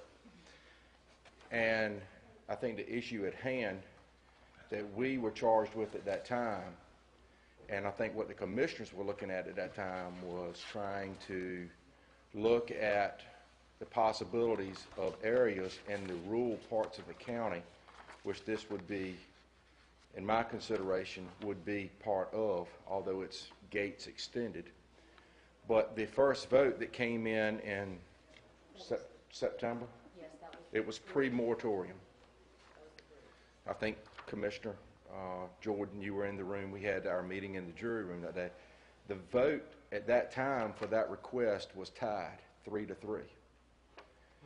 I was not present at the second vote, but I was adamant that I felt like that because of Ms. Valentine's situation and where her structure wants to go and where the structure is now, it was still maintaining the integrity of the location of where it was going. It was simply being moved from one location down Highway 37 to the new location further south on Highway 37. I don't know approximate, but let's just say a half a mile in distance. They wanted to pick this structure up and move it off of land that her son had this structure on, that he was renting the parcel, and pick it up and move it onto land that she owned that already had the capabilities of a water meter. So that original vote was 3-3. We did not have 7 members at that, but it was tied 3-3. I don't know the circumstances toward the other meeting we had, but I thought it'd be recognized to the board that this has come up to us twice.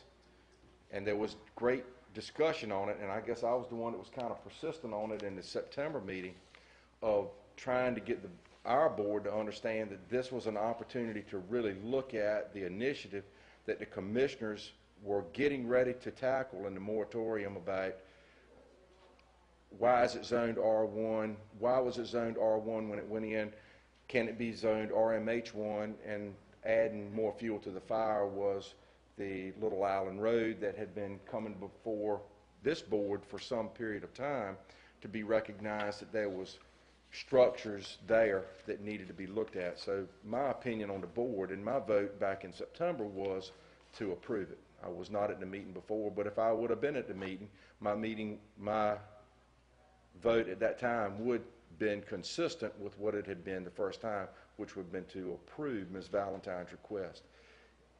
The structure she wants to move, or the structure she wants to put on, is already in the vicinity and the neighborhood of where the lot is that she wants to move it to.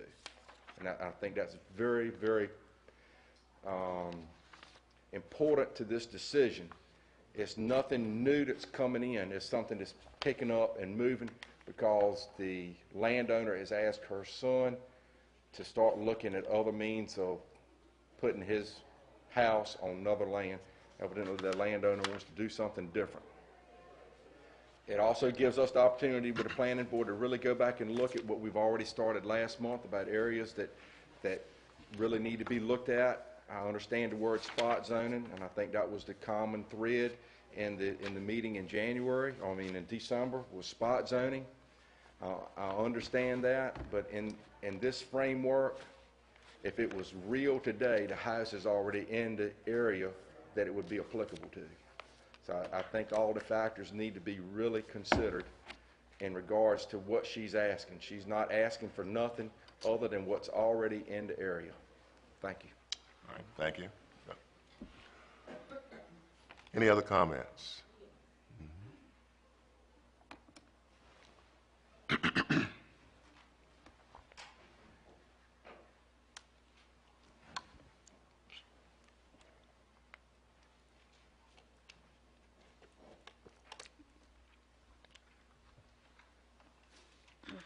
Good evening. I'm Susie Valentine's daughter-in-law. She's trying to get the house moved for us.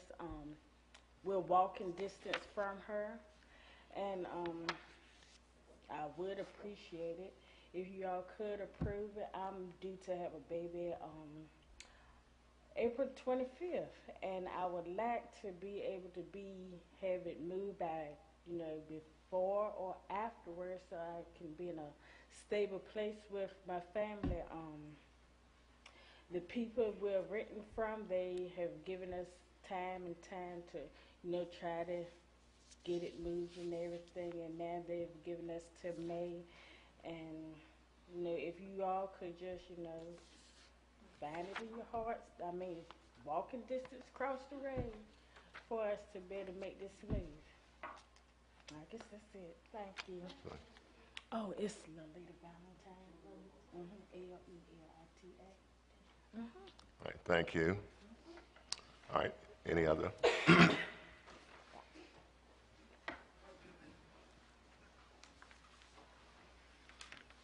My name is Joe Green. I'm also on the planning board. It's kind of a touchy issue, being it's R1 and we want to bring RMH1. I think the appropriate thing to do is to rezone the whole thing. Would make it much easier for these things to happen. We have to kind of be careful. I'm not opposed to it, but we have to be careful what we do until we change everything. One favor sometimes leads to another. So I feel like the proper thing to do is rezone where they can put the single and double wides there. Also, Mr. Chairman, if I might make a comment on Frances Jenkins. She made a comment about the planning board, excuse me, that she went before the planning board. Actually, it was the Board of Adjustment that Ms. Jenkins went through on, I think it was last Thursday or Friday, whenever it was. It was not the planning board. Thank you. Thank you so much. All right, Ms. Nickens. Sandra.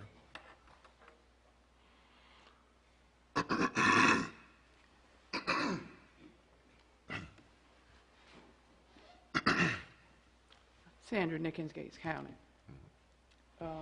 I'm a part of nothing, okay? Some years ago, I had the opportunity to be in the home of Ms. Valentine, as I am a classmate. During that time, if you've had the opportunity to visit in her home recently or in the last year, during the time that I visited, there was not a good foundation in which that you would walk through from the kitchen to the front at the time that I was visiting. Here recently, you asked the lady out of Sunbury to destroy a house, I think it was near the prison camp. Okay, when you look at this house, if you didn't know it was inhabited by a family, you would ask for that house to be demolished. Several years ago, it was hard for me to walk through. Now, I would think it was with all honesty, deplorable means of living. So I don't know the zoning technique, but I would go along with the family, the significance of living in a sound house with a good roof and good flooring and sewage system would be something that you all would always want. Thank you. All right. Thank you. Any other comments from the public? All right. If there are no other comments, we'll entertain a motion to come out of public hearing. So moved. Second. All right. All in favor? Aye. Aye. All opposed, nay. All right, Board, we have before us a rezoning request from R1 to RMH1, and we have a recommendation from the Planning Board. I, too, have looked at this, and if you don't mind, I'll start it out a little bit. First of all, you know, spot zoning is something that's really difficult to say. You know, many times it's up to the court.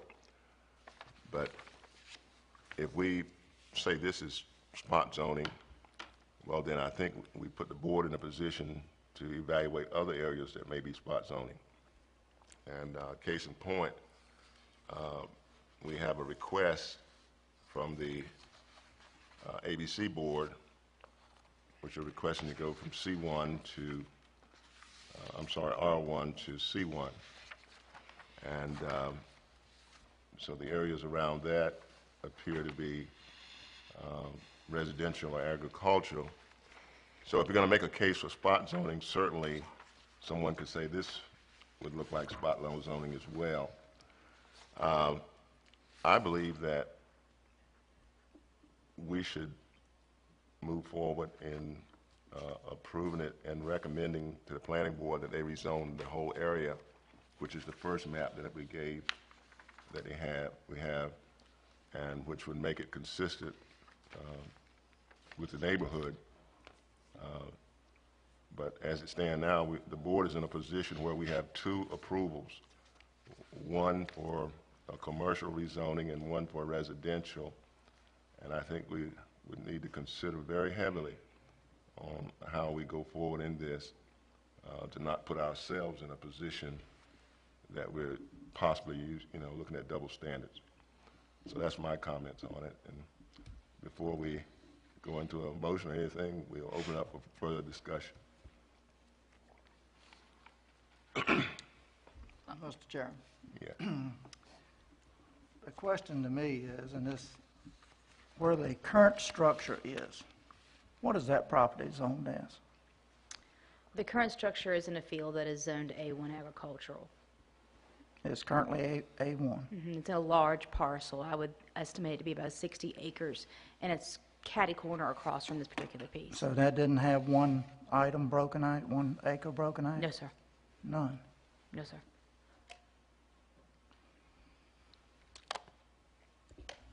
From that, and I was using that as an analogy, if it was currently on the R1 or A1 in this case, then I guess just by moving that from one place to the other, I mean, to me, I don't see where you've actually done any change whatsoever to the community, especially if it's that close. That's the thing that I see. The status quo is still being maintained, basically the way I see it. Whether it gets zoned as RMH1 or whatever, I think it should be moved to the appropriate place. And I'm not sure with what Ms. Nickens says, but based on what she said there, I guess this is an improvement as far as that situation, although you're moving it from one to the other. But the impact, and how about the neighbors from the impact? There's the adjacent property is...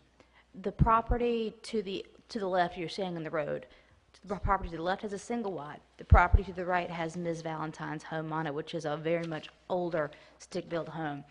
And I would like the board to know that the planning board is looking at rezoning those 27 parcels approximately as RMH, because the area is a hodgepodge of single wides, double wides, and much older single-family homes.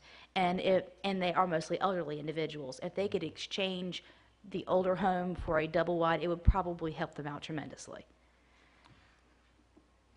Well, and this is the problem that we got all over the county, which I understand why it was done that way. A lot of these structures that have that should have been RMH1 are R1s. And it's an unfortunate thing. And I don't know how that happened, but I really am in total agreement that this, by not changing the integrity, basically the status quo, regardless of whether it's zone RMH1, we need to put the structure on there. I believe that the reason wasn't a parcel broken out, from what I've learned here tonight on the farm, is probably because it's a rented lot, so it's not where somebody purchased and they have a separate deed to put their house there. So that's probably why that is. I agree with Commissioner Jordan and Commissioner Horare's comments. I mean, if it's just across the road, those other types of structures, like structures, are already there, so it's not changing the neighborhood. And I don't mind going ahead and saying that when it comes to a vote, I'll be voting in favor to move it. Any other comment? Well, I'm the only one left, and I was on the planning board, so when this came up. And this situation is a very difficult situation. I think all of us on the planning board, our hearts went out to Mrs. Valentine. There was concern, concerning the original zoning. And it's just one of those very difficult tasks, trying to make sure you didn't make a mistake, or to make the mistake even worse than it was. The only thing I would disagree with or have questions about, I don't think that this has anything to do with the ABC zoning from residential to commercial. I think that's just a different whole situation at this time. So I don't see these as being the same at all. So that's my comment. I had one from this. Can we do this without rezoning it? Just say move it? Well, I think what we need to do is we need to approve it to be rezoned, because you can't put the house there unless it's rezoned or you have a special use permit. And in this particular situation, we basically rolled Ms. Valentine into the moratorium, where we didn't come into a fee for rezoning. And I would recommend, and I would make a motion that we rezone it to RMH1, with the understanding that the planning board will rezone that area, the immediate area, to RMH1. That would be my motion. If, of course, we're still in discussion right now, but that would be my motion. And I'll go ahead and make that. Well, it's sort of hard to define area. And I think that would be the task of the planning board. When I look at that area, I see the R1s all on that side of the road, and possibly those on the other side would be RMH1. Or, if we wanted to exclude some for whatever reason, they're stick built there now, and you wanted to keep that on the other side. I mean, you would be able to draw a boundary. We have a study area we've established to be approximately 27 parcels. Okay. Yes, sir. So, by us approving it as RMH1, the planning board would look at that and make the other parcels around that consistent with what we've approved. Mr. May, Chapman? yeah, go ahead. Go ahead. Once again, I think we need to just deal with Mrs. Valentine situation and not say what we're going to do to the others, because some of those people did not want to be rezoned. That is correct. We sent out 27 surveys. I only got back about 12, and they all got self-addressed stamped envelopes. And all those were not for it. I think it was a margin of about 51% not in favor. Most of those people were out-of-towners. Most of those people were absentee landlords. Well, can we take the approach then that, that you challenged the planning board with coming up with a rezoning, but we give Ms. Valentine the special use permit so that we can get this thing moved? You cannot do an SUP in an R1 for this, unfortunately. Can't do what? You That can't would- do a special use permit for That- in an R1 for That's this. only for A. Yeah, that's Board of Adjustment. All right, I'll make a motion that we approve the rezoning from R1 to RMH1. Second. All right, it's been motion and second that we approve the rezoning from R1 to RMH1. All in favor? Aye? Aye. All opposed, nay. All right, you've got it. Okay. The next one we have before us is rezoning request from the Gates County ABC Board. There's two areas, I believe. One is in Eure and the other one is in Coral Peak or Sunbury. Yes, sir. The existing store. Right. And that is on 32, across from Folly Road. So at this time, we'll entertain a motion to go into public hearing. So moved. All right, and a second? I'll second. Second, all right. It's been motion second, we go into public hearing. All in favor, aye? Aye. All opposed, nay. All right, we're in a public hearing. Are there any comments from the public concerning the ABC Board?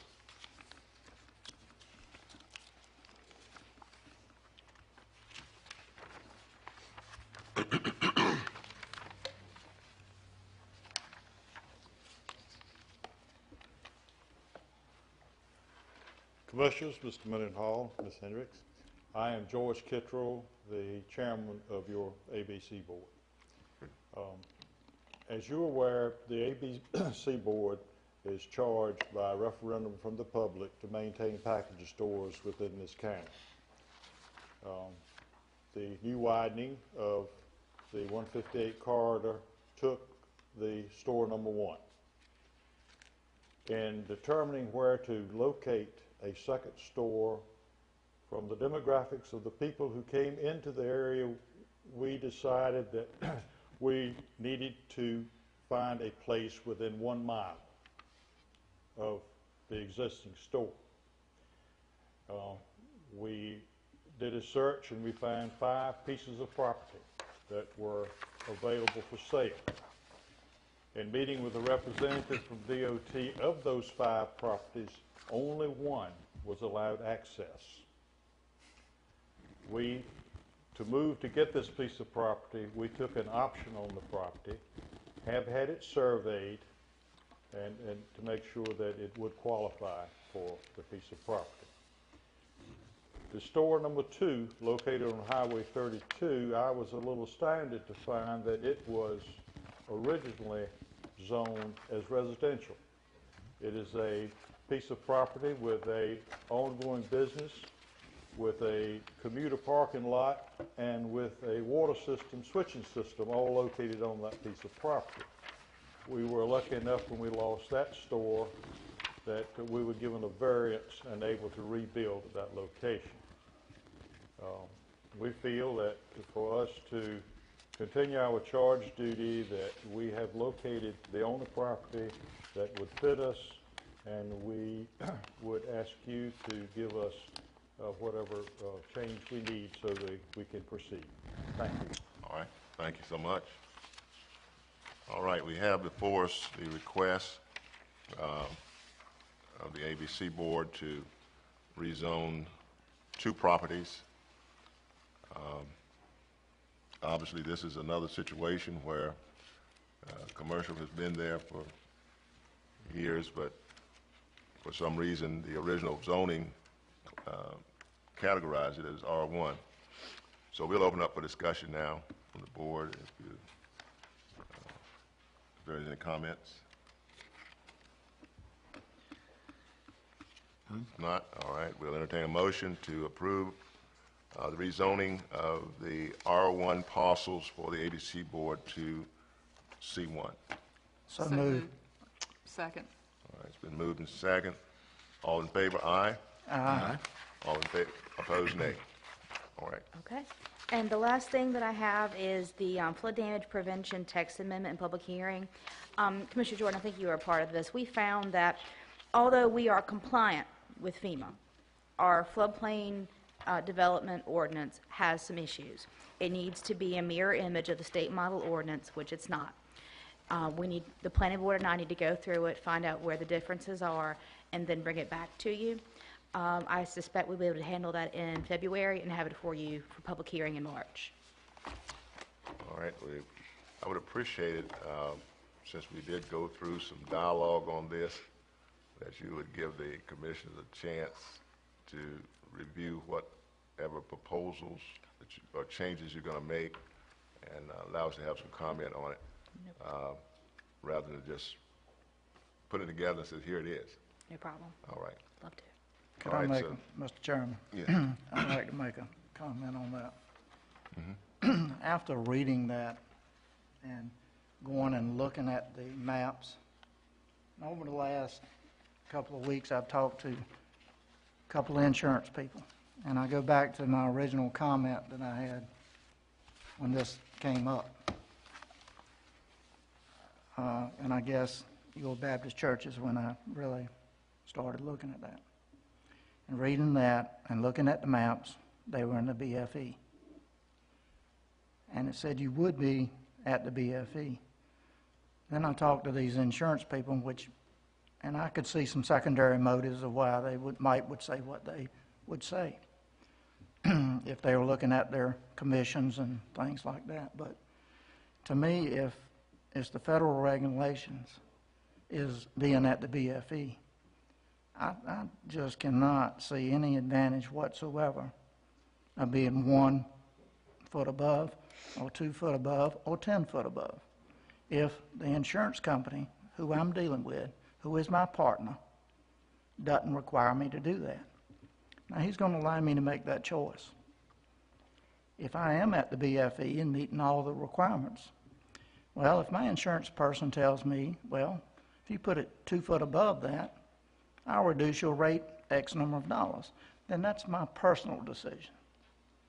And if I'm meeting the base of what the federal government says and doing everything correctly, I think I should have the option to choose what status I want to be in, rather than the county dictating that you need to jack it up X number of feet.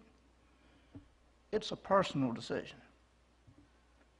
If that person sells me that house, it's my job to do due diligence, just like at the beach. If you were going down to Dare County to buy a piece of property with a cottage on it today, A, B, X, these are in the flood zones of whatever. There are different rates for each one of those. Well, one flood rate insurance is this, one's the other. And you as an individual would have to make that choice. Well, property A over here might be in one of the flood zones that requires more insurance. Well, that's my opinion of me to do that, reconcile that against my 12 monthly payments and see whether it's worth that or not. But I think if we're meeting the BFE established by FEMA, to me, that's all that's required of me. Then it becomes a personal decision. So I would, and I know what we've had written, but I would certainly want to put that decision on our citizens rather than we as officials make that decision. All right, thank you, John. Thank you. Thank you. All right. Okay, that brings us to the conclusion of our old business and department reports. The next item on our agenda is by the chairman. And the first item is we need to appoint a commissioner, representative to the Animal Shelter Board. Don't everyone volunteer at once. But we would certainly like to have volunteers.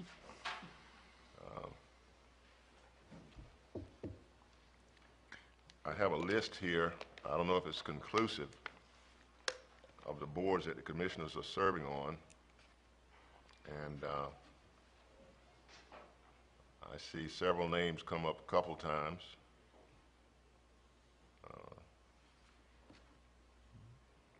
How often do they meet? How often do the Animal Control Shelter meet? Do you aware of that? It's probably monthly. Maybe quarterly, I'm not sure. I think it is monthly. There's one being scheduled soon. Okay. Mr. Chairman. Yes. And I've been thinking about this too, and after reading that, is it in the general statutes that it has to be a commissioner? I have not done that research. It was brought to us that a commissioner representative was to be appointed. I don't know whether that's in their bylaws or I'm not sure if it even would be in a general statute. That came to me that it be a commissioner, the county manager usually attends, and that way with having two representatives, we would be recognized when it came to be a voting issue. Okay. There's been some issues, I guess, in the county, concerns about the shelter. And certainly commissioner representation would probably help to alleviate any fears the citizens have about, animals not being treated the way they should because of the shelter deficiencies. Mr. Chairman, you began your conversation saying you're looking for volunteers. Yeah. And I'm looking at your list. I'll volunteer to serve. All right. You have, Mr. Chairman, I make a motion Mr. Jack Owens be appointed to the animal. And I'll second it. all right. All right, it's been motioned and second that Commissioner Owens be the representative on the Animal Shelter Board. All in favor, aye? Aye. All opposed, nay. We thank you, Jack. Yeah, I have friends in high places. Appreciate it. All right. That's another one. We would like for you to try to put together official list. All right, the next item would be the waiving of delinquent property taxes for our URP grant recipients. We have our tax administrator here to help us with this. Ms. McGinnis, I'll speak a little bit on it, but I probably need your help to clarify and validate what I'm saying. The county has a policy that the commissioners put in place requiring that before a building permit can be issued, all back taxes must be paid. And when we get these URP grants, many times it's low income and disabled are the recipients of the grant, and sometimes they are a little bit lax or a little bit delinquent, but the grant says that if they are on a payment plan, that we can go forward. So it's not that we're waiving taxes because we don't have the authority to waive taxes, but we can waive our policy. So in saying that, I would defer it to Ms. McGinnis, Renee, to help us out here. I think, what is it, 2 people? Right now, there have been 2 names that have been, I think, brought into the conversation that I guess they're looking at. But I think it was 12 applications that Mr. Couch brought in the other day, and I think maybe then there were like 8 or 10 alternates. But that first 12 that I went through, and We do have some that owe more than the 2012 taxes, which are now delinquent. Several of them, it was just the 2012, and I feel like that's probably just a timing thing. In looking back over their record, it's going to be paid. They just don't normally pay it quite this early. So we do not have anybody, any of the applicants that have been chosen at this point that are real delinquent or in danger of foreclosure at this point. So, as a board, if we waive the requirements for the URP recipients for payment of delinquent taxes, if they have a payment plan in place, would that, you could work with that? What we need the board to do in case a permit does have to be issued is just give us, waive us signing off on that policy that, you know, all taxes, all delinquent taxes are paid prior to a permit being issued. All right. We're not telling anybody they don't have to pay their taxes or anything like that. We're just, we're not in the business of doing that. But it's just a matter that you hate to see a situation when someone needs help that, you know, they already need help trying to get their taxes paid and we're working with them, but when they need help with their housing and have the opportunity to get that help through, you know, grant funds and whatnot, you hate to see them not get that. Right. And we did do this, I believe it was back in June of this year. I think we had 4 recipients through another program that we did this as well. Right, the single-family rehab, I believe it was. All right, Commissioner Board, we have before us a request for a waiver, and I believe the grant says that delinquent tax would be in accordance with the county's policy as long as the county was satisfied that they were going to have a plan to pay. It was my understanding from Mr. Cage, as long as we had a payment plan that they were up to date with and whatnot, and you know, we waived that, it would be fine. Okay. All right. Pleasure of the board. Let me clarify, let me see if I can clarify something, though, make sure we're waiving it, this, in order to apply. Is that right? Not, these people have already applied, and they have chosen, I believe Mr. Mendenhall is the top 12 So that were chosen. we're not really waiving taxes. We're not just saying waiving, Okay. that wording is not, just Yeah. ignore that wording Right. that you have there on your agenda. We're allowing them to move forward with the project. With the But they have to have a We're- payment we're- plan. We're allowing the building inspector's office to issue a permit even though they're delinquent taxes that are due, but they have to be on a payment plan and be up to date with that payment plan. And also, I think back in June, it was included in what the board did, that this in no way would stop foreclosure action if they were in that position. Right. After 2 years, the county could still foreclose if need be. We're waiving the fee permanently. Just for this grant. Right, just because there's a grant. Because there's a But grant. it is being waived so the project can go forward, each individual project, but it is being waived permanently. Right. I mean, it's waived, we're not adding it to something to be collected later. Yes, the No, taxes, yeah. the taxes are collected. I'm just saying, I'm giving you. We're not 40 more waiving a days to pay. fee. Right, it's not permanent. Okay, all right, okay. All right. Do they fit the profile of these, that 25 to 40,000 These, group? the ones, the 12 that we're looking at now are better off than the 4 that you looked at in June. Okay. I'll put it that way. All right, very good. Okay. All right, what is the pleasure of the board? I will make a motion that we waive these requirements so that they can move forward to this process. The URP. Yes, sir. Okay. Should that not include that they have to have a payment plan? And I think that's verbal. They come in and they tell you they're going to We bring have some. a written payment plan in Right. place. And they comply with Yes, the and tax they office have to payment comply plan. with that. You're saying add it to the motion? I Yes. think it should be added to the Yes. motion. I will add that. I'll second.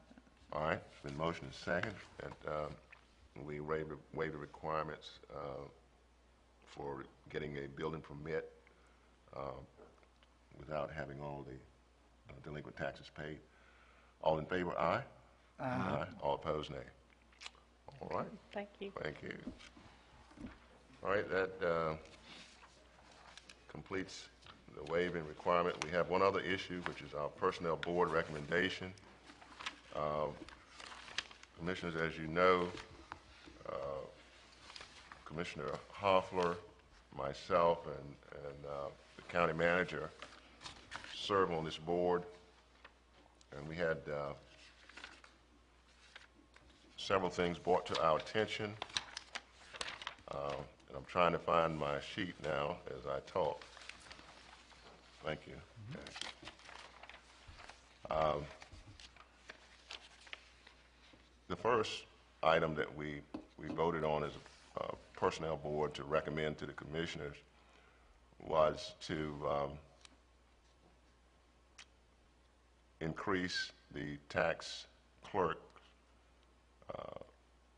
grade to a point where they could receive merit promotion or merit increase that is given annually when the commissioners approve that. We had one tax clerk who had reached the top of her grade and was not able to get any merit increase because of that. And there's some disparity there because, you know, you want to make sure that our people can get what is being given to them.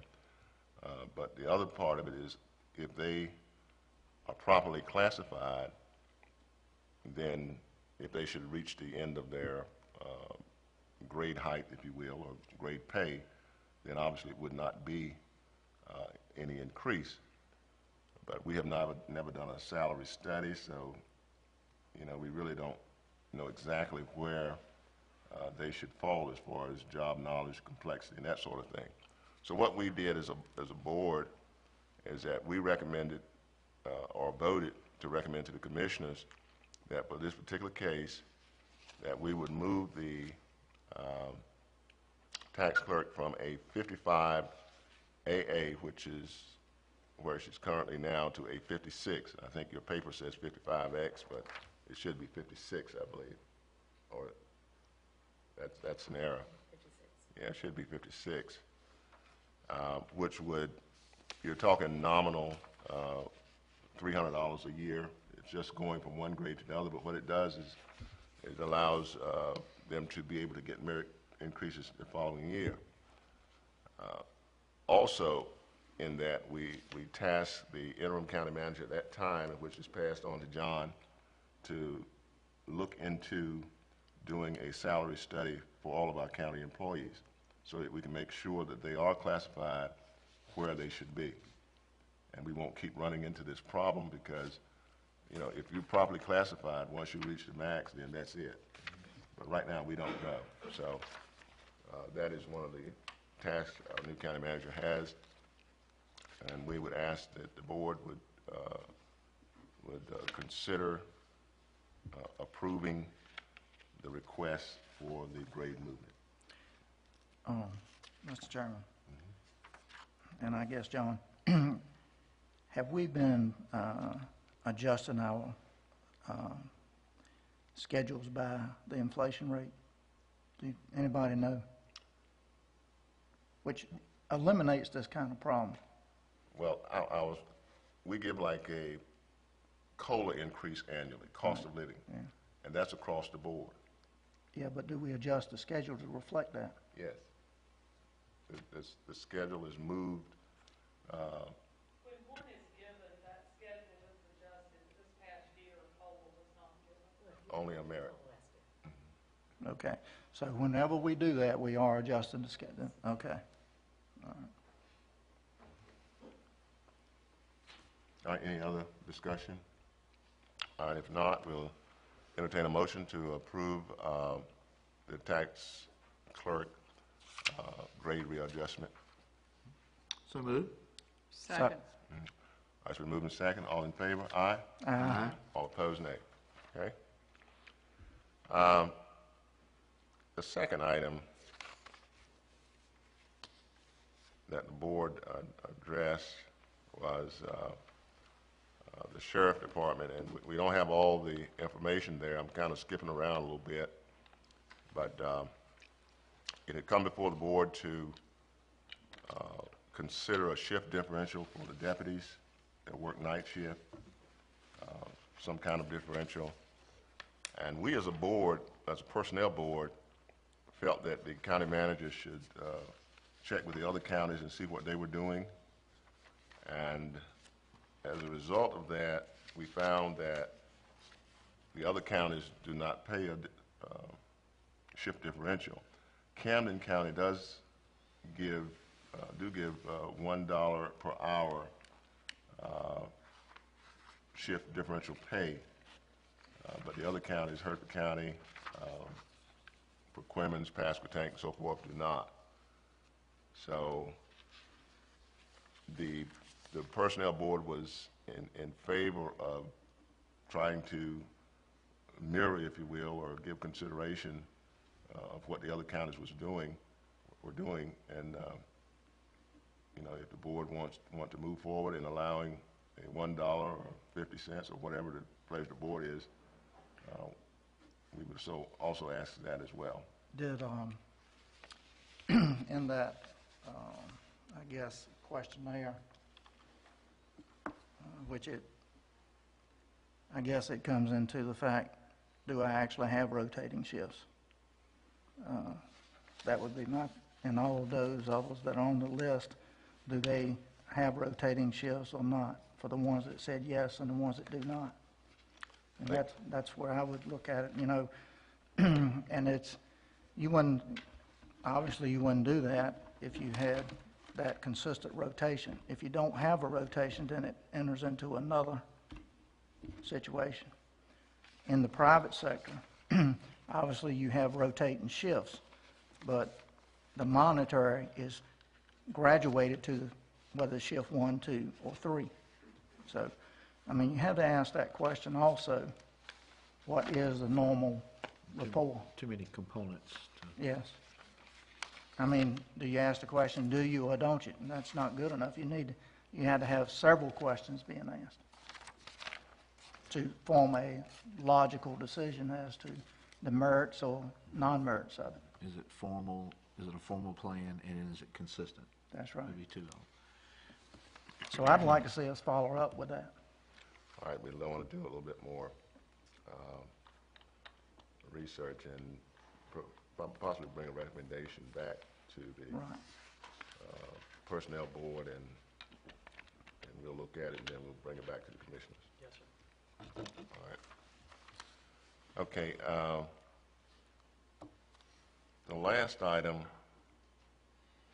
we asked that the county manager look into recognizing service that employees had accomplished in counties that had the local government employees retirement system. In other words, if you worked at another county that came under the local government retirement system, that you would be able to transfer those years into the county, and which we don't presently recognize that in our personnel ordinance.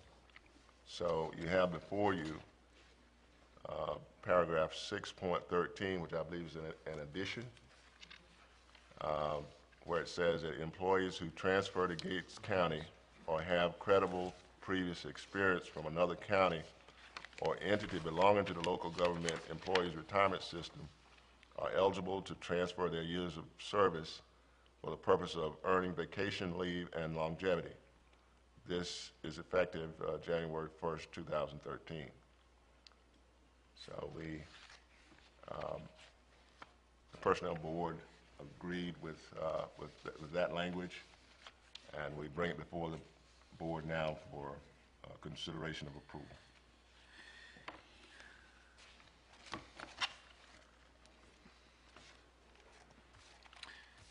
I had some thoughts, and let me just voice those thoughts.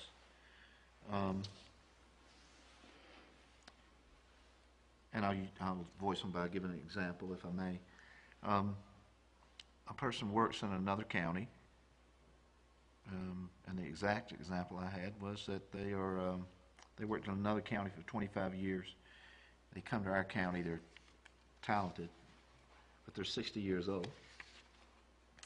The county they came from, or whatever government entity they came from, their benefits weren't as good as ours. Are they eligible for every benefit? Are they eligible for benefits here that they didn't have there? We have a policy that to retire with health insurance benefits, you have to have 20 years of consecutive service with Gates County. With Gates County. John, can you hit your mic there if you don't mind, so we can hear her? I'll repeat that. We have a policy that states for employees to retire to receive health insurance benefits, they have to have 20 years of consecutive service with Gates County. I think the, Oh, yeah. go ahead. What we were looking at, it's like someone had served like in Pasquotank County and moved here and had 5 years of service, to give them credit for those 5 years for just longevity as this, and vacation leave. And vacation leave. It's just those two items.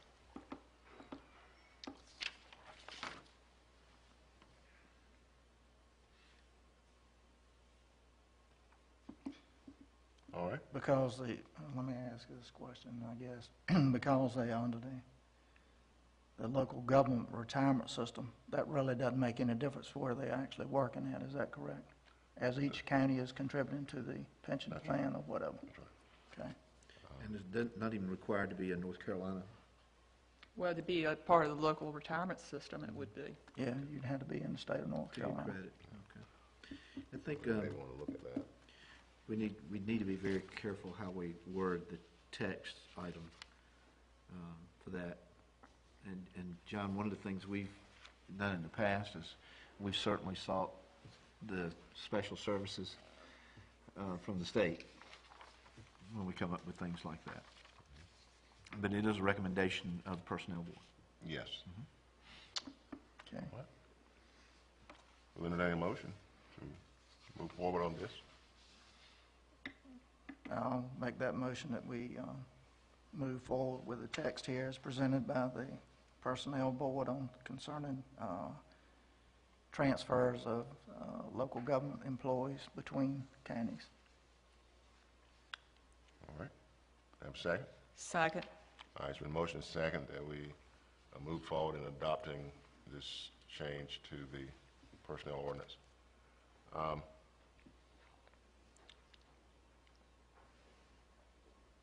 I know we have a motion second on the floor, but to change the ordinance, don't we need a public hearing? I believe so. We may have to have a public hearing on this. We need to look at that, but we, all in favor? Aye. Aye. All opposed, nay.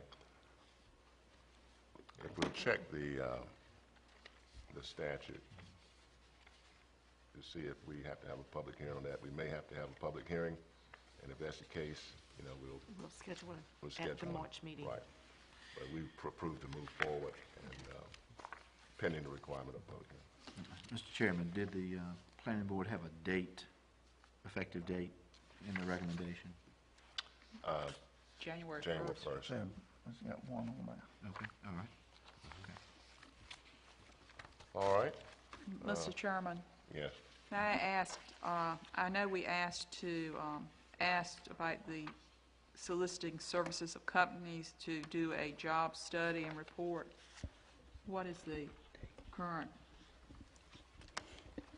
Status? Have we done anything on that yet? Mr. Chairman, if I may, we have solicited, tried to make contact at least with 2 companies. We have received a solicitation back from one. We have not from the others. We're going to follow up with that contact. Ken made it, the interim Mr. Winley made it, and we will be following up on that to get several competing proposals. All right. Okay. There's nothing else. That concludes our business part of the meeting. And the next item is citizens' comments. Do we have any other citizens' comments? I believe all of the citizens' comments. Okay.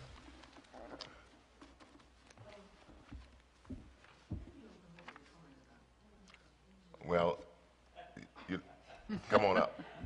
We'll permit you to come on.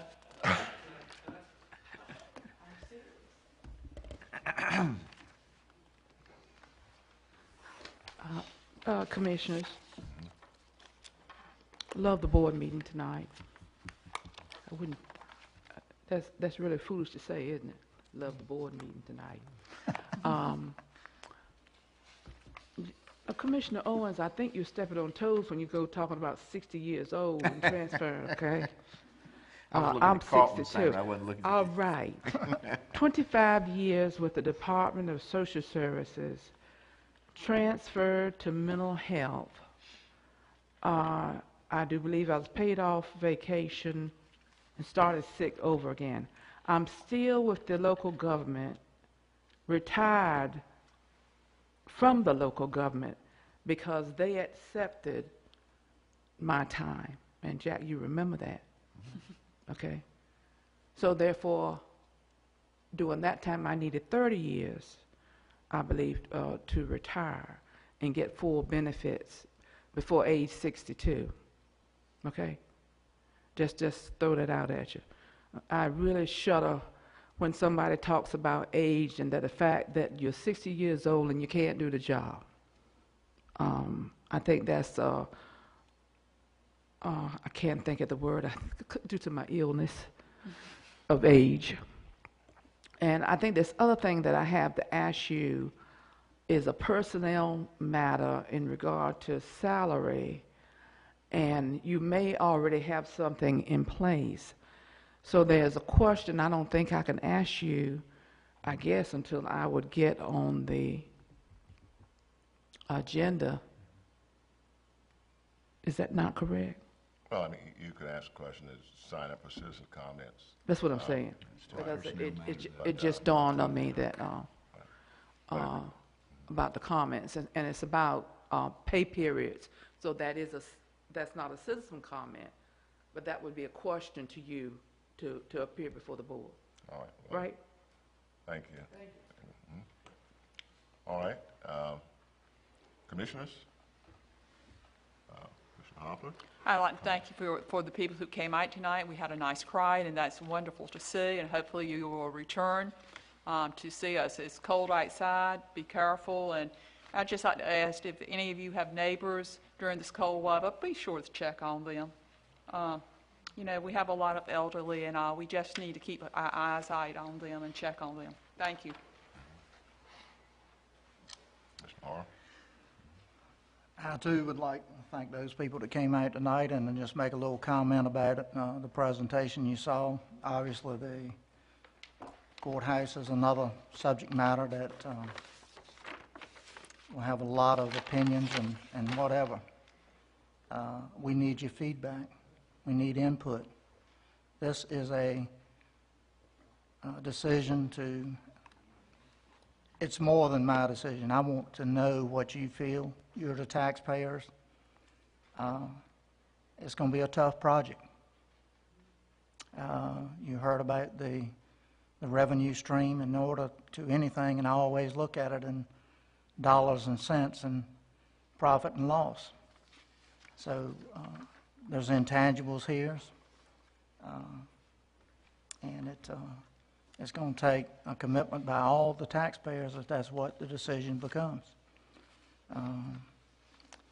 It does have some things on it that are very unique in this particular situation with the historical tax credits, and that can add 40% of the cost can be absorbed that way if you have a partner corporation or something like that.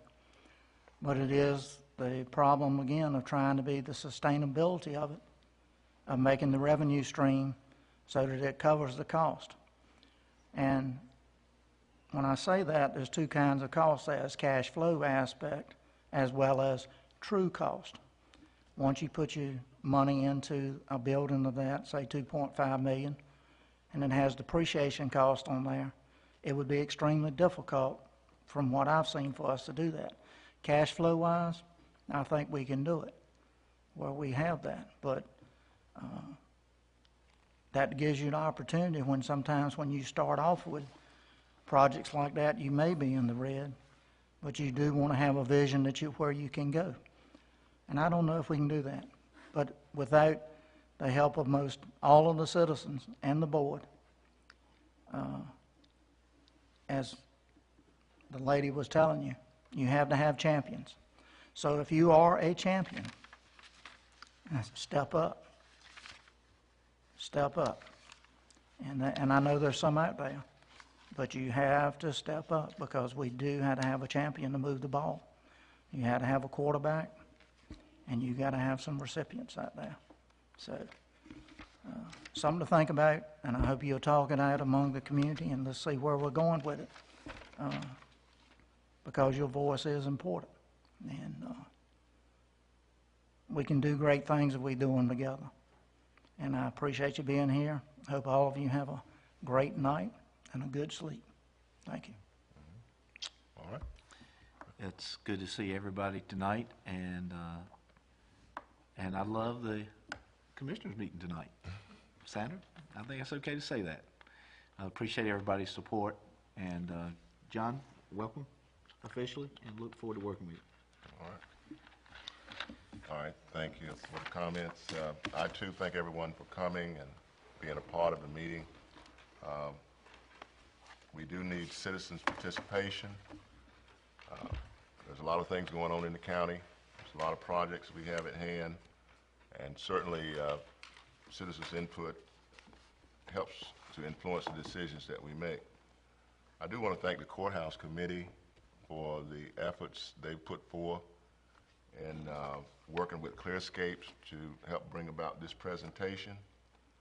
And I hope that the Courthouse Committee will continue and put forth that zeal and diligence that they're asking to come forth. And I know that we have people here that do feel fervent about this project, and I believe it will come to fruition.